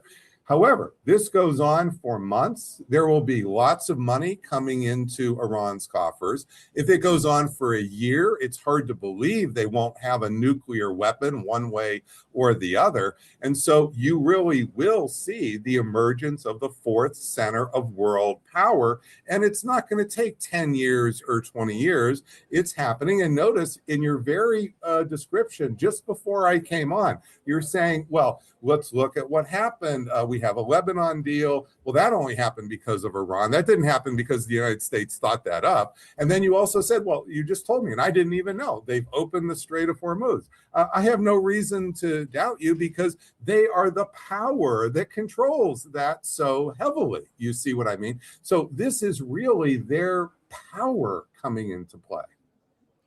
So this is essentially the power of geography maximized. I think Iran has taken full advantage of its geography in a way that few countries in the world ever have. Now, but we have an example of this going back over 100 years with how Prussia expanded in Central Europe to become Germany. But that really is so, it's not like that's the normal situation. But geography has played a role before. So we just need to understand that this is not the first time in history that geography has been a force multiplier for a country to become a world power, an emerging world power. But it is a decisive one here because of the narrowness of the strait, the channels, the precision ability of the drones and the mines to target the lanes and target specific ships. That is what is the combination. It's really the drone and technology combined with the geography. And this isn't going away. The drones aren't going away, and the geography is certainly not going away. So while certainly that's the edge, there's one more edge. Iran tends to have an ability to rebuild its missile and drone capabilities faster than expected after all these setbacks. Will that continue to hold true this time? And how does this resilience challenge U.S. deterrence? Absolutely. And what Iran has done is they have, you can see this for years, planned that they would be bombed. And what they have done is they keep digging deeper. So as we build bigger bombs to go get them under this, they go deeper still. And you're seeing the U.S. Pentagon itself, they're leaking the intelligence assessments that there are thousands of missiles we cannot get. There are large numbers of drones we cannot get. And there are undoubtedly assembly plants here that we cannot get. Otherwise, if we could, we would have taken them out by now. So the fundamental problem is we can destroy with our air power and our sensors, anything above ground, even stuff that's buried to a certain point. But Iran is just going deeper still, and they have every incentive to do this. And there's no reason to think that this is suddenly going to disappear. These advantages will disappear. They're here to stay for certainly years. Now, there's mostly this view that Iran's proxies, from Hezbollah to the Houthis, are a liability that could backfire. But is there a counter view, a counterpoint? What's the end game for Iran's forward defense doctrine? Well, they are behaving incrementally I'm sorry to say, because this is working against America's interest, in a smart way. They waited until after the bombing strike against their leaders that killed their leaders to do this lash back. They didn't do it first. They behaved secondly. And then what happened is you can see that as this has gone on, they are demanding. And what they're doing is they're saying, here's our list of 10 demands. America, President Trump is trying to say, well, no, we don't want to talk about those. But notice he's going down the list of the 10 demands. And they're doing it in an incremental fashion. So they're helping their proxy of Hezbollah right now by forcing the United States to sit on top of Israel. And that is showing that they will honor their relationships with their proxies. And if you think about it, President Trump has done everything to dishonor the relationship with America's allies. It's Iran who's honoring those relationships with Hezbollah, with the Houthis, with India, with China, numerous other states, Oman. And what they're doing is they're building friends or more friendly countries as America is losing friends and more friendly countries. And this is just another element of gaining power. They are learning quickly how to use the power that they have. So you can have the raw elements of power like the United States and use that power badly and in self-defeating ways. Or you can take the elements you have and use the power in more productive ways to gain more power over time.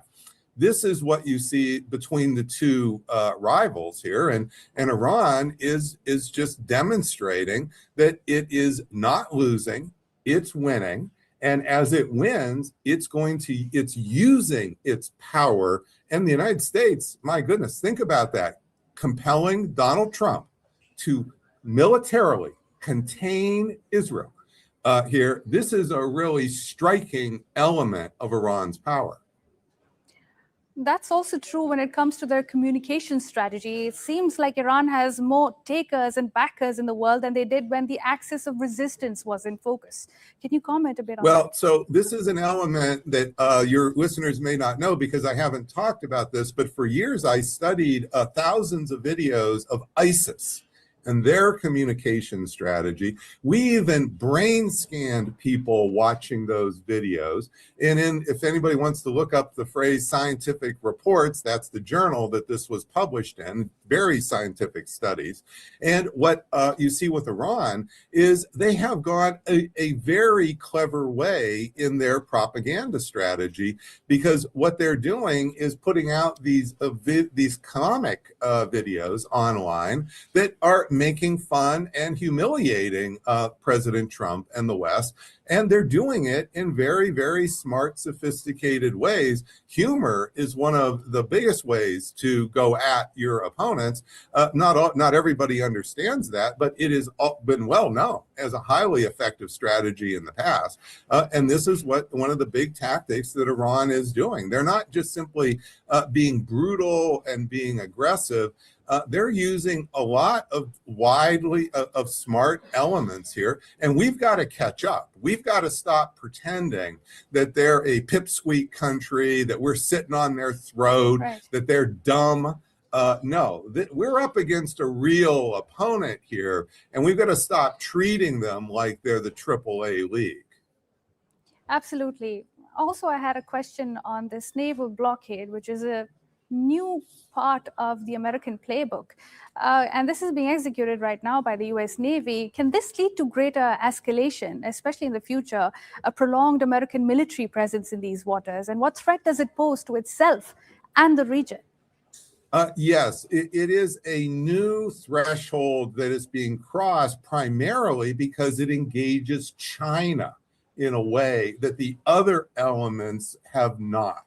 So up until now, we have had horizontal escalation of military force against the Gulf states, and of course, bombing of Iran, of course, bombing of Israel. You have had shortages that have impacted India and Asia and other parts of the world. However, now what we're seeing is the possibility of military direct conflict, where you have ships that are heading to China, that a lot of the oil goes to China or flagged even by China. And this is coming in direct then possible combat contact with the United States, where the United States blockade, let's just make sure we understand this, they are threatening to sink those ships. This is not a just polite, please, please. This is you turn around or we sink you, kill everybody on board. So this is a very, very serious thing that we're seeing. And by the way, for your listeners, if they're interested, tonight at the University of Chicago in just 12 hours, we're having a giant conversation with former Deputy Secretary of State Kurt Campbell, the architect of the pivot to Asia and the whole idea of how to deal with China for 15 years. This is the man on the subject. This is live stream for free. Go to my X account, Professor Robert Pape. You can get the link. There are already many thousands who have signed up. It's all free. No strings attached, and you can watch the most important conversation in the world today with Secretary Campbell, with also Secretary Hagel, former Secretary of Defense. This is really quite a powerful thing for the world to see. Now, my final question to you is, looking ahead to 2026, the end of 2026 and beyond, what concrete steps should the U.S. policymakers take to avoid the escalation trap, but without appearing to appease Tehran? Because that is a huge restriction, especially for this White House. Yeah, we need to understand that for 25 years, we have fallen into forever wars. And we need to understand these have led to escalation traps, because we can't, once we start them, we can't get out without seeing that strategic defeat. And we would have thought after 2 forever wars in the Middle East, we would never do a 3rd forever war. No. We need to now seriously redirect course here for the United States. We need to understand that the idea that we're going to impose, first of all, on-ground military bases are nothing but targets now in the modern age. And yes, we have interests in the Middle East, but we have to understand that those interests cannot be the tail wagging the dog and getting us deeper into quagmires, because that's not going to serve our allies. India, for example. This is not serving the relationship interest between the United States and India. So we are going to have to recalibrate this in a far more serious way. That is going to have to start after the midterms.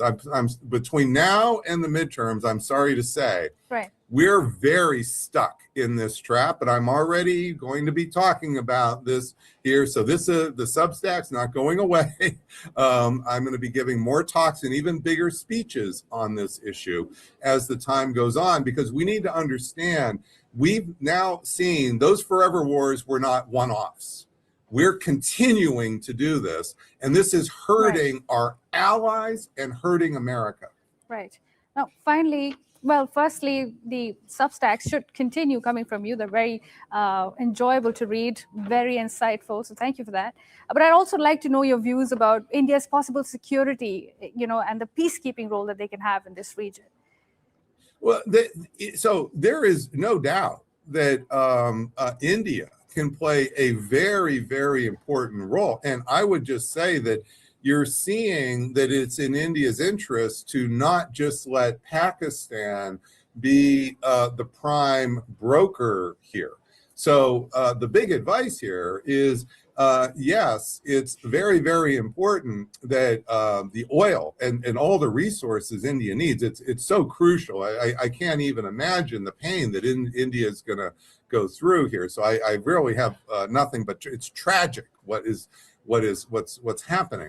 But at the same time, it's very, very important that India start to play a role here in terms of diplomatic negotiator. And I believe that there are possibilities here because, of course, Trump and Modi, there are relationships there that are better than in a lot of other leaders' relationships. It's not perfect. The Trump tariffs have certainly not helped anything. I got it. I definitely understand. But I also think that this is something that is a special possibility here for the government of India. And it would be in their interest to move in that direction, because that way you could really see that it's not just a Pakistan effort, it's an international effort to really bring stability here.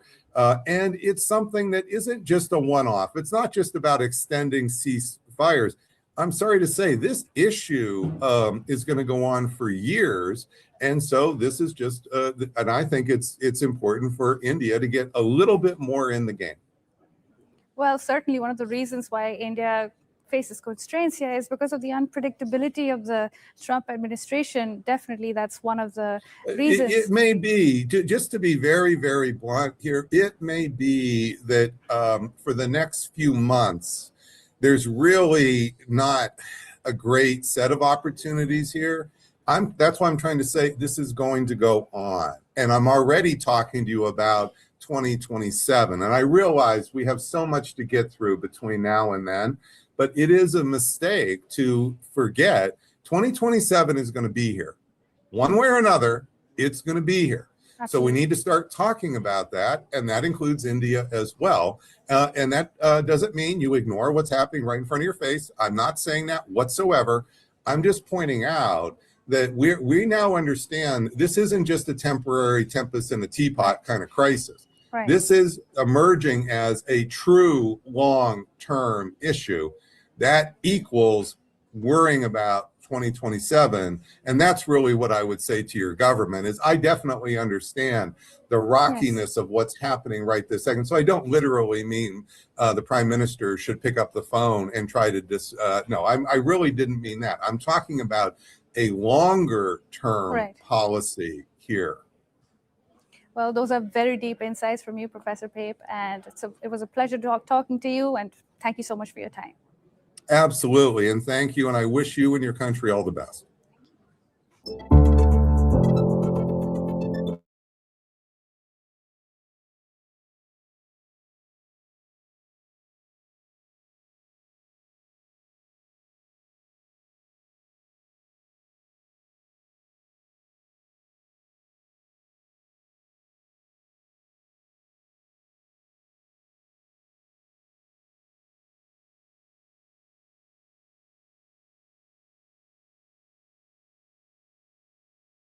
Had sent its pet poodle, Field Marshal Asim Munir, to scout around in Iran. Donald Trump thought this was his chance to tell the world he had won a victory. Yes, Iran had been battered and wounded, but its head was held high. Donald Trump went on a wild war dance of victory. Day 53 of the war. Will there be a second round of negotiations with the United States and Israel, or will we now head into the second round of the war? I will analyze this in this podcast. The simple thing is a quick background check. America had sent its pet poodle, Field Marshal Asim Munir, to scout around in Iran to probe the Iranian leadership. They had told him to try and get a meeting with Mossadegh Khamenei, the supreme leader himself. The clever plan was that if he got a meeting with him, they would get a fix on Mossadegh, and possibly the Israelis or the Americans, Israelis most likely would murder him as they had murdered his father. The Iranians saw through this trap, and they refused to let Mullah Munir, meet Mossadegh Khamenei, the supreme leader, because they said your rank doesn't warrant it, sir. You are overstepping your brief, right? You are just a failed marshal. So Asim Munir then met the Iranian foreign minister, the head of the parliament, the speaker of the parliament, etc. And maybe he has contacts with the IRGC. Imagine what he's saying, that the head of the Pakistani military tried to meet the new supreme leader as a CIA trick, and Iranians say, hell no, your rank ain't high enough to be meeting the supreme leader, you flunky. Maybe he met them, but the official talks were with the old Iranian interlocutors. And he gave back glowing reports to Donald Trump to please his master. That yes, the Iranians have finally agreed to call it off. They've had enough. You've done a fine job, my boss, my master. You battered them into submission. And when you do this bootlicking, it sort of backfired.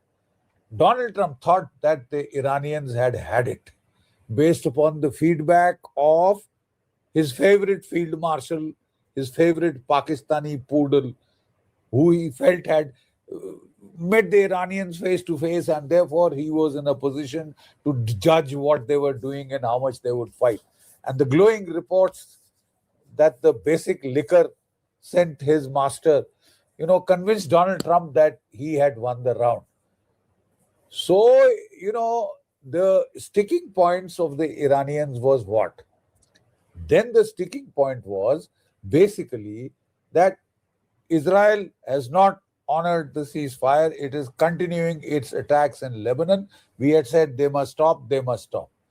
So a separate drama of peace between Israel and Lebanon was done, and a 10-day ceasefire was negotiated in Washington. And Iran was told, look, we met your condition. We have the ceasefire with Israel. The Israelis were happy that a basic condition had been met. So they announced the unconditional opening of the Straits of Hormuz. They thought an opening of the Straits of Hormuz meant that America would also call off its blockade. Donald Trump thought this was his chance to tell the world he had won a victory on the negotiating table, whereas all that he had managed on the ground was a bloody stalemate. Yes, Iran had been battered and wounded, but its head was held high. It was in no way going to surrender. No way was Iran going to surrender or get on its knees and beg for anything. That should have been clear to Donald Trump if he had listened to his military, or his military had given him an objective picture and not a subjective, colored picture, slanted view of reality. Donald Trump went on a wild war dance of victory. Wild war dance of victory. He posted a series of tweets. The Iranians have, are on their knees. They have agreed to open the Straits of Hormuz. It is now open to traffic. But the American blockade of Iran will continue. No bloody payments will be made to Iran of its suppressed, whatever they have grabbed of its foreign assets, its dollar reserves.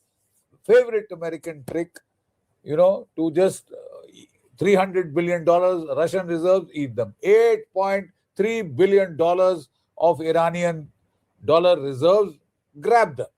Smash and grab. He says, nothing will be paid back. You are on your knees. Come till you sign on the dotted line. Nothing but nothing. We will concede. We have won the war. And the Iranians were enraged, especially the IRGC. Is it you won the war? Is it? We thought it was a stalemate. Yes, you hit us bad. But sir, you got it back equally bad. Your 27 bases in the Gulf, they have been destroyed. You are living in hotels. Your troops have left their barracks, are stationed in hotels. I mean, that is quite a military disgrace for any proud professional armed forces. Israel has been battered. Haifa has been burnt. Dimona has been hit. Tel Aviv has been reduced to a fair amount of rubble. Your airfields have been hit. Your Ben Gurion Airport at Tel Aviv proper has been hit. I mean, let's not face it. The war in Lebanon is not going very well.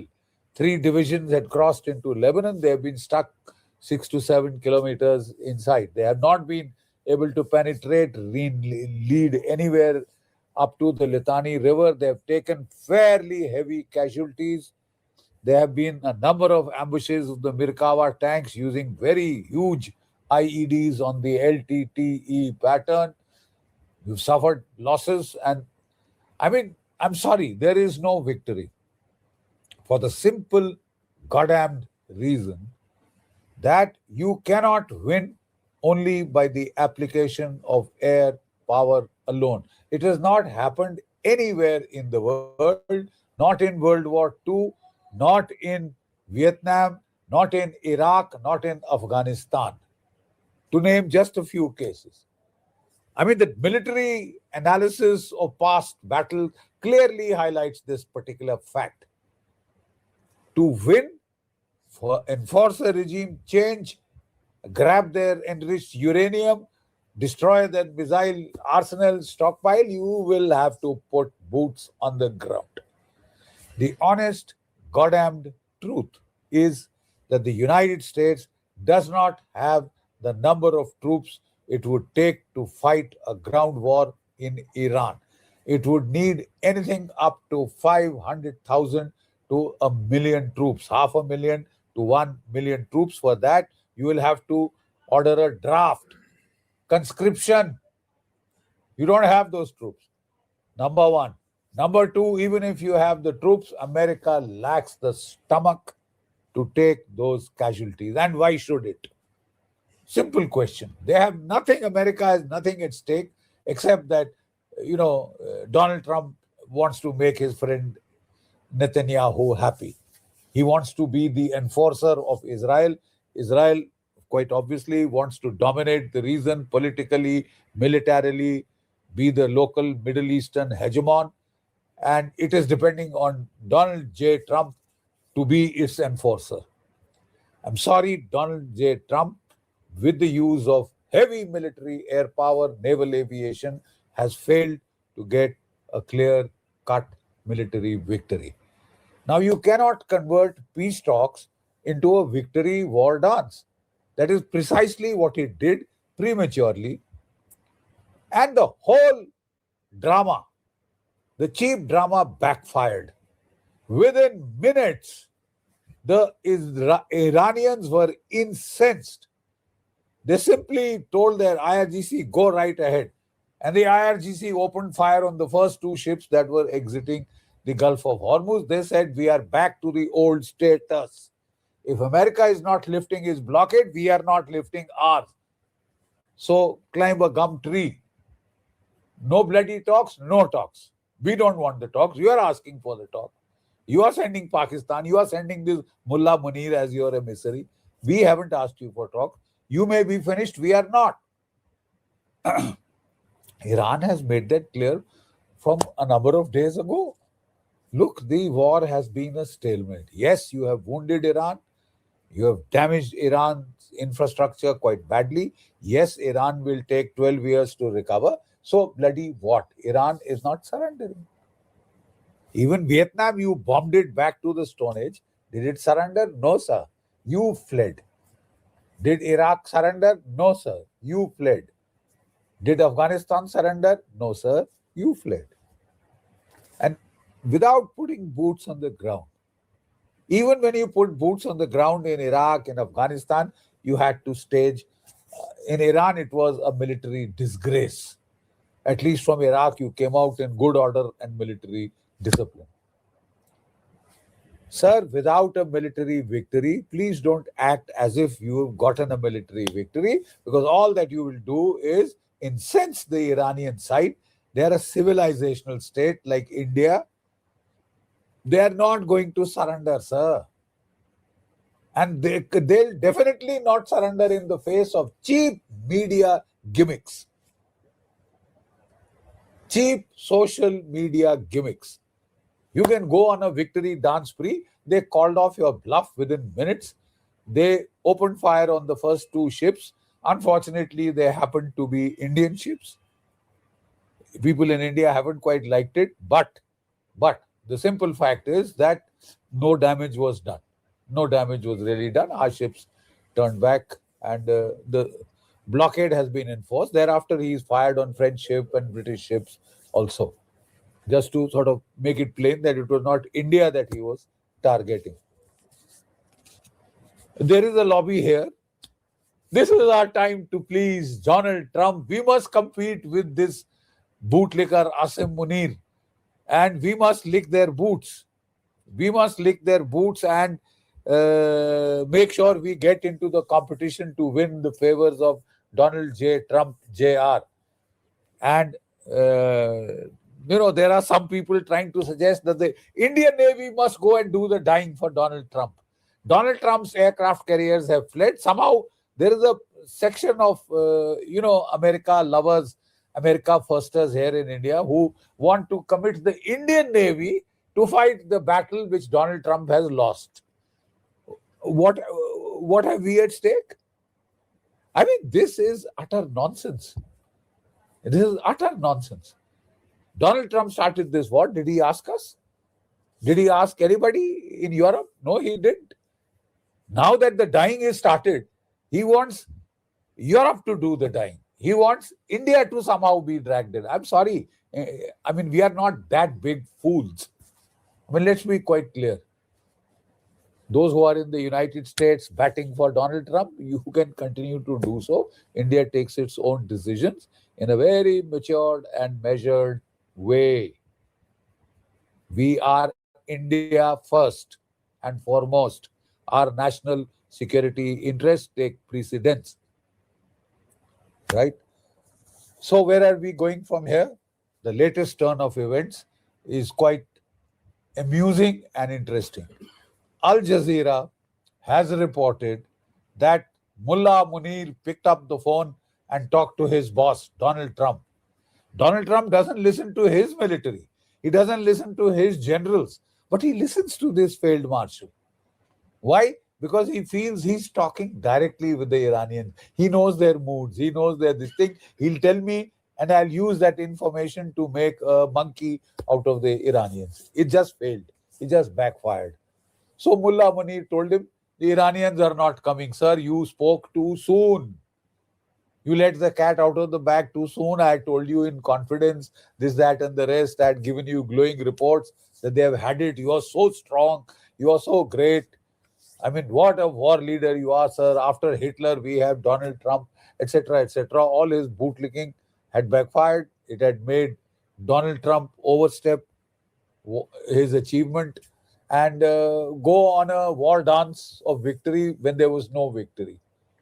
When you don't have a military victory, sir, just by talking and tweeting, you cannot convert a stalemate, a bloody stalemate, an attrition, war of attrition, into a victory. Simple. Simple logic. For that, you have to put boots on the ground. Number one, you don't have enough boots on the ground. You don't have boots to put on the ground. Number two, you lack the stomach to take the casualties. That would be a natural corollary of putting American boots on the ground. And if you are looking for suckers in Europe who would do the dying for you, they just told you, get lost. They've told you to get lost. That is where things stand. Donald Trump, we are told, has just tweeted that he has received a request. His Grand Majesty has received a request from Field Marshal Asim Munir of Pakistan that America should consider calling off its blockade of Iran. And he said, because he has requested me, I am going to consider. So I don't know what is this. I would not like to call it taco, because this man will then double down on his ego. The sensible thing for him to do is take the off-ramp and finish the stupid war of aggression, finish the stupid, senseless war without sans a strategy at the soonest, earliest possible, because the world is being driven into a recession. And if this continues, we could have a global depression as bad as 1928. That is your achievement, Donald Trump. And if you thought you would be an island of affluence by putting the rest of the world in misery, sir, you are going to suffer equally. The average price of gas in the United States, your United States of America, is $4.03 average price. In Nevada, it is $5 a gallon. Sir, it is only going to rise. The day you start phase 2 of this war, don't be surprised if the price of oil goes to $150, goes to $200, and beyond into this stratosphere. Inflation running wild. Stock markets, mayhem and bloodbath. Price of fertilizer, mayhem. Food prices, mayhem. 350 million people will face famine next year because you stopped the export of urea, ammonium nitrate from the Gulf, which is the key fertilizer. That's what you have achieved, Donald Trump. Call off this stupid war even now. Call off your stupid blockade. Go climb down from your monumental ego, swallow it, swallow your spittle, sir, and come back for the talks. And finish this stupid war, mindless, senseless war in which you have only inflicted misery upon the world. Don't add to the misery of the world and your own people. You've got midterm elections, Donald Trump in November. The initial primaries are going to start in May. We don't have much time. The ceasefire gets over on 22nd of this month. Make up your mind. You have very little time to make up. To get you an off-ramp, Field Marshal Munir has come on his knees and is supplicating His Grand Majesty to please call off the American blockade of Iran so that the Gulf of Hormuz will be deblockaded. Sir, if you don't, and the fighting starts again, the first thing to get blocked, in addition to the Gulf of Hormuz, will be the Gulf of Bab al-Mandeb, the Straits of Bab al-Mandeb, the Red Sea, the Suez Canal route. 22% oil gone from there, sir. 12% of the global oil energy gone from here. With your stupid 16%, the United States of America cannot supply the rest of the world. They are the biggest gasoline guzzlers. So if you thought you would make a profit by making the rest of the world miserable, sir, you just failed. You failed, and you failed badly. You cannot convert a military stalemate into a victory just by yakking your head off, by tweeting. Tweets do not translate into a military victory on the ground. Even now, we would pray that God gives Donald Trump, we will pray, that God gives Donald Trump the wisdom to call off a failed operation when he sees one. Problem is, you are not looking. Jai Bharat, Jai Hind.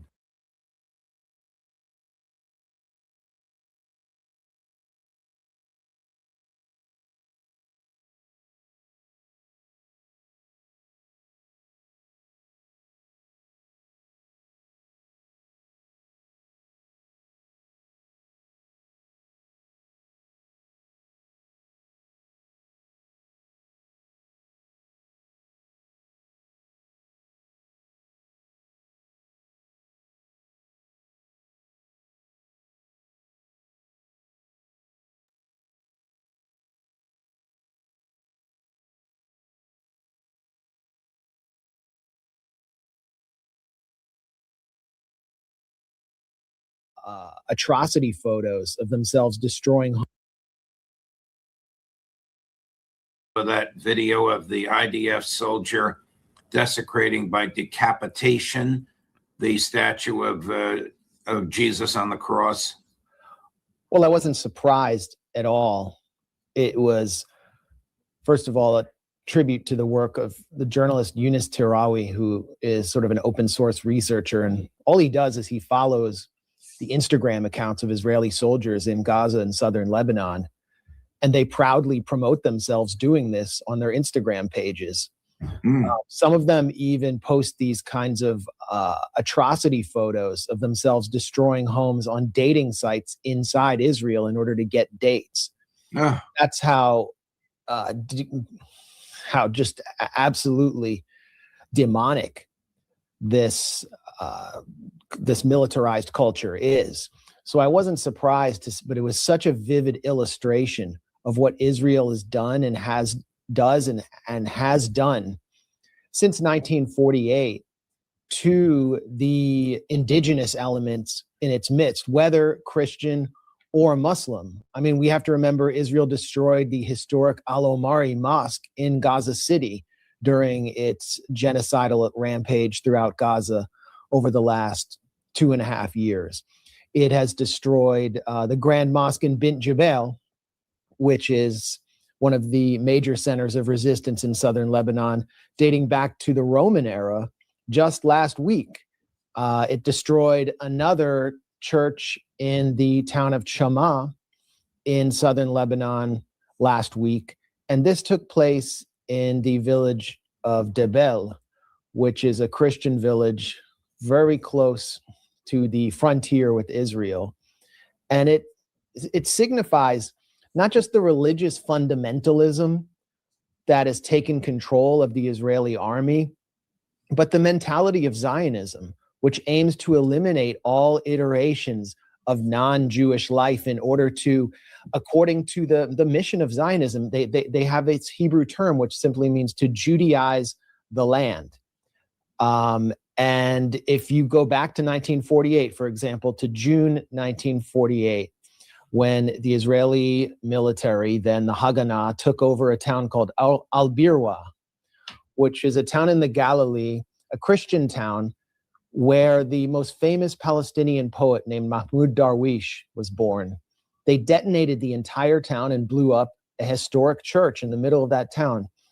Not necessarily because they just hated Jesus and wanted to stick it to the Christians, but because this was an area of non-Jews, of indigenous Palestinians that would have to be replaced, and its population would be expelled. And that's precisely what they're doing in southern Lebanon. So to be outraged about this incident is to be outraged about the Zionist project of Greater Israel, which Hezbollah, the Islamic resistance movement, the Shiite Islamic resistance movement, was formed to defend Lebanon against, and has successfully defended Lebanon against it to this point. Hezbollah is identified by the United States government as a terrorist organization. It is absolutely sanctioned in the United Kingdom. You can go to jail for praising it. And I have, colleagues there who have praised the resistance and now face, just they're harassed by law enforcement. The Israeli army, Israel's our unshakable ally. But when Hezbollah was present in the town of Debel, or before Israeli forces were there, the Christian community was safe because Hezbollah was actually defending them. Now that Israel is there, the US ally, the Christian community faces the desecration of their heritage. And it's been so embarrassing, obviously, for Israel that they've had to announce that they're jailing these soldiers and that they are going to force the soldiers, that they've replenished this this Christ figure and reinstalled it as they've destroyed all the surrounding villages. If you Google this incident, you'll find headline after headline just simply declaring Israel metes out harsh punishment to soldiers. But all across southern Lebanon, churches have become sites of desecration reached by Israeli soldiers who really represent the front line of an assault on human civilization. I think it's here where we have to turn to the words of Archbishop Vincenzo Paglia. He said this to the Italian broadcaster La Siete. What is this real problem today? The risk is that a lack of culture infects every other dimension of life. Religious fundamentalism or even civic or political fundamentalism all shares the same root, a total absence of culture. What matters is imposing oneself through force and violence. I would like to point out to Benjamin Netanyahu that Jesus himself went to Tyre and Sidon in southern Lebanon, but he did not go there to kill. He went to multiply bread, to heal, to perform miracles, not to destroy. I think that really highlights the fundamental divide that we see here between the U.S.-Israeli Epstein coalition imposing force on southern Lebanon and Iran, and pretty much everyone else. And it's also the divide between Trump and his narrowing MAGA base of sadistic bootlickers and evangelical corporate Christian fanatics, and Pope Leo and the Catholic Church, who are preaching these, attempting to defend what's left of the civilization that hasn't been eradicated by Greater Israel. I have never heard recently comments by a member of the Catholic hierarchy so pointed and so direct toward Prime Minister Netanyahu and naming him by name. Was this as a response of the to the videoing of the desecration of the crucifix? Absolutely, but it's also denying Cardinal Pizzaballa the right to the right to enter the Church of the Holy Sepulchre on Palm Sunday. That church and the dirt under it is owned by the Vatican. It is not owned by the Israeli government, and they wouldn't let him in. Precisely, and they created some technicality as they let fanatical, apocalypticist settlers enter the Al-Aqsa compound in much larger groups. So it's very clear there is a kind of civilizational divide emerging, and Pope Leo is speaking on behalf of the global majority that is outraged by what is essentially a war on human civilization, with Donald Trump actually expressing his desire to wipe out a civilization. This is all that the Vatican is speaking out against here, and I think it's sort of a great moment for them after having some pretty dark times in the past decade or so. You mentioned bootlicker. This will turn your stomach. I'm not sure if he's the U.S. ambassador to Israel or the American ambassador or the Israeli ambassador to the United States. Chris, number 13. And it has been an extraordinary opportunity for our country to stand with Israel and to be able to stand against a menace that has plagued the world for 47 years. Mr. Prime Minister, thank you for the extraordinary courage, leadership, and direction, and for the manner in which you have helped bring a level of direction to the world. Let's hope and let's pray that the swords can soon be put aside for the plowshares. But if there are those who are unwilling to put down the swords, it's good to know we have a partner that understands that the plowshares have to be preceded sometimes by the swords. Blessed are the peacemakers, not the peace lovers, but the peacemakers. A lunatic. He's the smirk on Netanyahu's face. Now we have a lot to talk about. Let me I just wanted you to see that.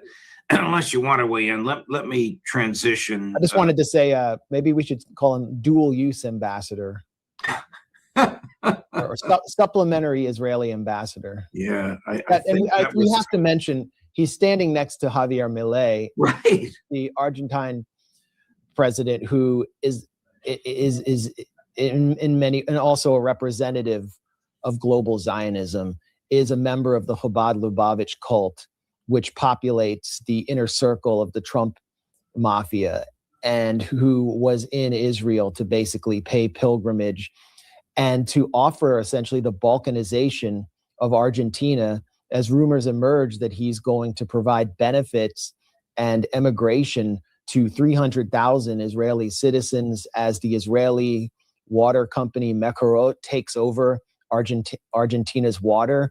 Some pretty significant deals are being made there as Argentina is being colonized by this force.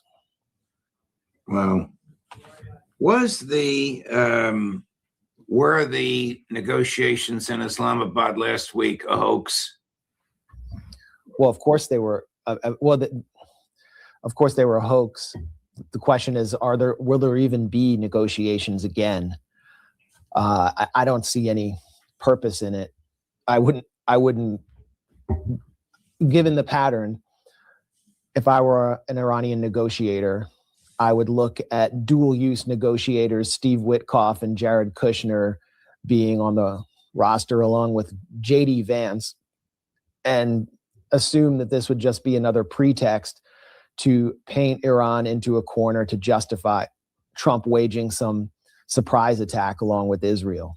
That's been pretty much the standard operating procedure for this coalition. Trump's threats, his renewed threats to destroy power plants and destroy large swaths of Iranian infrastructure and universities, to totally destroy Iran, I think in Trump's words, should mean that Iran does not submit to these threats. And at the same time today, in the so-called Indo-Pacific realm of responsibility, the U.S. Navy has intercepted a tanker supposedly belonging to Iran containing, I think, with like 2 million barrels of oil worth $200 million heading to China. That's an act of war. So the siege on Iranian ports is continuing. Trump is not leaving any room for actual negotiation. The idea that there could actually be a durable, workable deal with Trump under these circumstances seems ridiculous. And it's pretty apparent, as long as Israel's in the room, through the figure of Witkoff, Kushner, and J.D. Vance, which I'll explain in a second, or through various other means of manipulation and leverage on Trump. They only understand force. And so what Iran has to do is simply win a battle of attrition by maintaining control of the Strait of Hormuz as the price of Brent crude returns today close to $100 a barrel. Trump's rhetoric is failing to move the markets. It is, however, making a whole lot of money, as we saw before the April 7th ceasefire. And another series of inside traders made something like $1 billion. Baron Who are these inside traders? Have they been identified? Well, how is Baron Trump worth $120 million? The only one who's been identified is Pete Hegseth, because he's like the dumb guy who always gets exposed for everything. He's the fall guy. And he had attempted to cash in on stocks. And his own brokers wouldn't do it. Yeah. And someone leaked on him, it appears. And so, now he's feeling the heat. But Baron Trump, how is this happening? It could be virtually anyone inside Trump's inner circle. But that's the purpose of this war. That's the purpose of everything for Trump Incorporated. Nothing else matters. But back to J.D. Vance. Yeah, we know they talked to Netanyahu on the phone, but is there another connection we should know about? Yeah, so I was actually watching Mohammed Morandi. I don't know if he disclosed this to you in one of your many interviews with him, but with him and Glenn Deason, and he was in Islamabad about to fly out. He was with the Iranian negotiating team, and he called over a journalist who happened to be walking by in the airport lounge and said, didn't you say that J.D. Vance was somewhat favorable to a deal and we were making progress, working towards something, and then at the last second it changed? And the journalist said, confirmed that live with Glenn Deason. And it turns out that J.D. Vance had gotten a call from Netanyahu and basically was told, no, you can't have a deal. This is daddy. I'm your real president. J.D. Vance is also the chair of, or one of the chairs of the Republican National Committee's finance arm. He's in charge of fundraising for the RNC. And in between these Islamabad tourist junkets where he brings his wife, he's been meeting with the Mercers and other important Republican donors across the country at private gatherings. Another one would be Joe Lonsdale, one of the co-founders of Palantir, who says that communists should be hanged in the streets, who's a big sponsor of Barry Weiss and her whole neoconservative Israel First Empire. And apparently, according to a New York Times report, J.D. Vance has been growing closer and closer to Miriam Adelson through this network of Republican fundraisers, along with Paul Singer, who is also one of the most important Israel First donors to the Republican Party. And so it makes sense that Netanyahu could now get J.D. Vance on the phone and exert some kind of leverage, because Paul Singer and Miriam Adelson are Netanyahu's cutouts. And we know that they have been used to threaten Donald Trump over his relationship with Tucker Carlson. I pretty sure they've been used to threaten Trump or to push Trump to fire, to get Trump or someone to fire Tucker Carlson's son, Buckley Carlson, who finally left the administration. He was working as deputy press secretary for J.D. Vance. It looks like J.D. Vance has signed a Faustian bargain to become president and joined up with these Israel First forces when he was marketed to all of us as a restrainer, the leader of the Vance faction who was opposed to war with Iran. And so the Islamabad hoax was completed through this phone call by Netanyahu to J.D. Vance. And that's a wrap on J.D. Vance. Wow. I did not know about that. Aren't Singer and Adelson the patrons of Vance's likely rival, Marco Rubio? Well, Singer and Adelson helped create Marco Rubio. Singer's has been very close to Marco Rubio, was the major bundler for Rubio's Senate, for Marco Rubio's presidential campaign, backed his Senate races, and then Adelson came in as well. Singer is also, the major supporter of the key neoconservative commentary sites, including commentary neocon think tanks like the Manhattan Institute. J.D. Vance had been critical of those, and now, he is holding closed-door sessions with these figures and raising money to propel his own apparent presidential ambitions. It's reported in the same New York Times article that Marco Rubio has no such presidential ambitions and has not expressed any to anyone. But I think Marco Rubio's playing a longer game. He recognizes that the more he sticks his neck out and gets involved in this war and gets involved in these negotiations, it will hurt his presidential ambitions. So he's letting J.D. Vance kind of take the fall. And J.D. Vance has damaged himself and his standing enormously. Remember, by the way, J.D. Vance was not always J.D. Vance. He was like J.D. Bowman or J.D. Hamill, and he was once the mentee of the arch neoconservative ideologue who is now a major never Trumper, David Frum. He wrote for David Frum's website, and David Frum kind of brought him into Washington from Yale. So in many ways, J.D. Vance is returning to his roots there.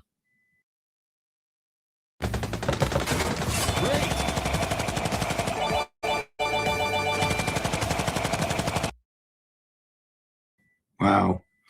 Let me ask you about Trump and his interpretations of the Old Testament, which I gather we're going to hear from him later today. Or did he do this already? So, sorry, I lost you there for 2 seconds. Oh, that's all right. Trump reading from the Bible. Has he done that already, or is it about to come? Trump is going to read. Trump is going to read from the Bible. He can't make up. Well, Trump, I think, has explicitly said that he's not a Christian. I don't think he's familiar with the Bible. He is a depraved figure who, while Mike Huckabee was playing bass with his church choir, Donald Trump was hanging out with the Buffalo Bills cheerleaders at Jeffrey Epstein's house. And yet he's seen as a divine instrument by a wing of the Christian right, which is now gathered at the Museum of the Bible down by Federal Center in Washington, D.C., and has been there all week from 9 a.m. to 9 p.m. doing continuous Bible readings. It's a semi-public event. It's featured some White House officials. Ben Carson's been read there. Pete Hegseth. Trump will read today. I should mention the Museum of the Bible is owned by the evangelical Chick-fil-A family, and it features artifacts that have been stolen from Palestine, biblical artifacts, in order to demonstrate this continuous Jewish presence that justifies Zionism. So it's a sort of a Christian Zionist museum. At 6 p.m., when Trump appears by video, he will read from 2 Chronicles chapter 7, verse 11. And what is the significance of this? I mean, this overtly, the significance is that it will show that Trump is a divine instrument. There's one verse, chapter 7, verse 14, which is most pertinent to how Trump's cultists see him. If my people, which are called by my name, shall humble themselves and pray and seek my face and turn from their wicked ways, then I will hear from heaven and will forgive their sin and will heal their land. So Trump inhabits the role of Solomon in this passage, King Solomon, son of David. And the Lord speaks to him and anoints and appoints him with healing the land. But if you actually pan out a little bit, this section is about the construction of the temple by Solomon according to the blueprint of David. And that Once upon a time, real estate investing was reserved only for the wealthy. At Real Bricks, we believe those days are gone. Speaks to the apocalyptic cult that is increasingly influential in Israel, the Third Temple movement, the Temple movement, which aims to establish the Third Temple on the ruins of the Al-Aqsa compound, and then to conduct continuous animal sacrifice as a form of authentic Jewish prayer. In order to do that, they would have to blow up the Al-Aqsa compound and initiate a religious war by destroying the third holiest site in Islam. So there are multiple layers to Trump's passage that are deeply disturbing and go back to the war with Iran, which is seen through an apocalyptic lens as a fulfillment of biblical prophecy, the battle of Gog and Magog, by this set of end-time fanatics who are gathered at the Museum of the Bible. And also, this event is being held as a direct rebuke and repudiation of Pope Leo. And there are a few Catholic figures who will be gathered there as well, like Father Frank Pavone, who is a veteran anti-abortion protester who has mostly held court with right-wing evangelicals and has been estranged from the Vatican and the Catholic Church, and is just simply a Trump loyalist. And so this is a sectarian event that highlights that foreshadows a really disturbing turn in the Trump administration at a time when Trump appears to be on a personal level increasingly demented and disturbed, and reportedly had to be kept out of a Situation Room meeting over the downing of an American aircraft and the potential loss of American airmen in Iran because of his temper and his obsession, his narcissistic obsession with how any policy decision would affect him personally. I mean, I honestly look back to the Bush era, which I think of it as one of the darkest times, Bush being one of the worst presidents in history. Or I look back to the corruption of Hunter Biden, and it all seems kind of like banal compared to what we're witnessing now. And by the way, after this, I might head down there to the Museum of the Bible, so I'll follow up with you. Oh, I'm sure they'd love to see you in the audience, Max.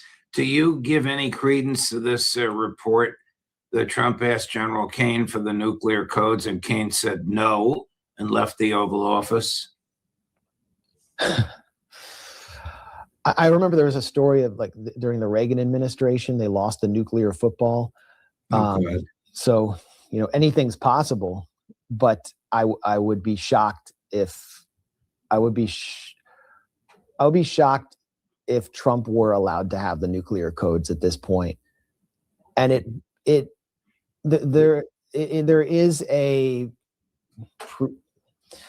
there's a plausibility there, given that General Kane was warning Trump against this war and was clearly internally opposed to this war early on, but is now following commands as a loyal soldier. Do you think that you have a lot of contacts in Washington? his inner circle recognizes his that he's mentally degraded? I don't know. I don't have I can't really claim to have the best contacts inside the Trump administration. I would ask Laura Loomer about that. Someone who's clearly mentally stable, has never been subjected to a Baker Act or institutionalization, and has boasted of getting very, very intimately close to Donald Trump, to friends, maybe closer than Melania gets. Those are the kinds of people that Trump holds court with right now. And, historically, it's not necessarily the worst thing to have a demented president. Joe Biden, for example, was, I think, for someone like Jake Sullivan or Tony Blinken, it was advantageous to have a demented, weakened Joe Biden because they could impose their agenda easily. There would be absolutely no opposition. But with Donald Trump, you have someone who's extremely forceful, but at the same time appears to have completely lost his bearings. And now, as MAGA has collapsed, or whatever, the grassroots of MAGA has completely collapsed, Donald Trump is turning to one of his last bases of support, the evangelical ultra-right gathered at the Museum of the Bible, who see him as a divine instrument. That's where he feels comfortable, either there or within his family mafia that's making billions off insider trading on this war. He's lost all contact with reality. The New York Times is now reporting breaking news as it describes it. The vice president's trip to Pakistan is on hold because Tehran failed to respond to American negotiating positions, a U.S. official with direct knowledge of the situation said. My heart's fine. I'm only 40. Ignoring your heart health risk is... Yeah, not shocking. Something else that I saw just minutes before our conversation began is that Trump is discussing paying some form of war reparations to the United Arab Emirates. I mean, the United States is falling apart. Americans are suffering enormously from inflation, from the rise of oil prices, from the impact of this war. And they're not even feeling the crunch as much as, Europeans or Asians are. But Air Canada has already had to cancel flights to New York because of a lack of jet fuel. So the crisis is just beginning here. And yet Donald Trump is pledging to take taxpayer money and channel it back to Dubai after Dubai got crushed as the consequences of the war that it was advocating. This wealthy slave kingdom run by Mohammed bin Zayed, whose influence network has been contributing billions of dollars to Jared Kushner through its sovereign wealth fund, and to the sons of Steve Witkoff through World Liberty Financial, and to the Trump family through almost directly, and various other through Binance, various other corruption channels. The Saudis as well have been paying Jared Kushner billions of dollars. And this is the character who is expected to negotiate in Islamabad on behalf of the United States. At a certain point, Iran is going to look at this and just not even respond. Why not even say anything, and just accept the inevitable, which is that Donald Trump either goes back to war, where he has no clear objective to achieve because the Strait of Hormuz cannot be opened by force, or he continues this naval blockade and then simply lets it peter out because the Navy gets exhausted and because he is going to get demolished in the midterms unless he finds an off-ramp. And I think now would have to be the time to find an off-ramp, but there's no off-ramp from Donald Trump's crazy train. Right. Thank you, Max. A great conversation as always, my dear friend. I know you have a tight schedule, and of course, I deeply appreciate your... Cool, freak. Follow me.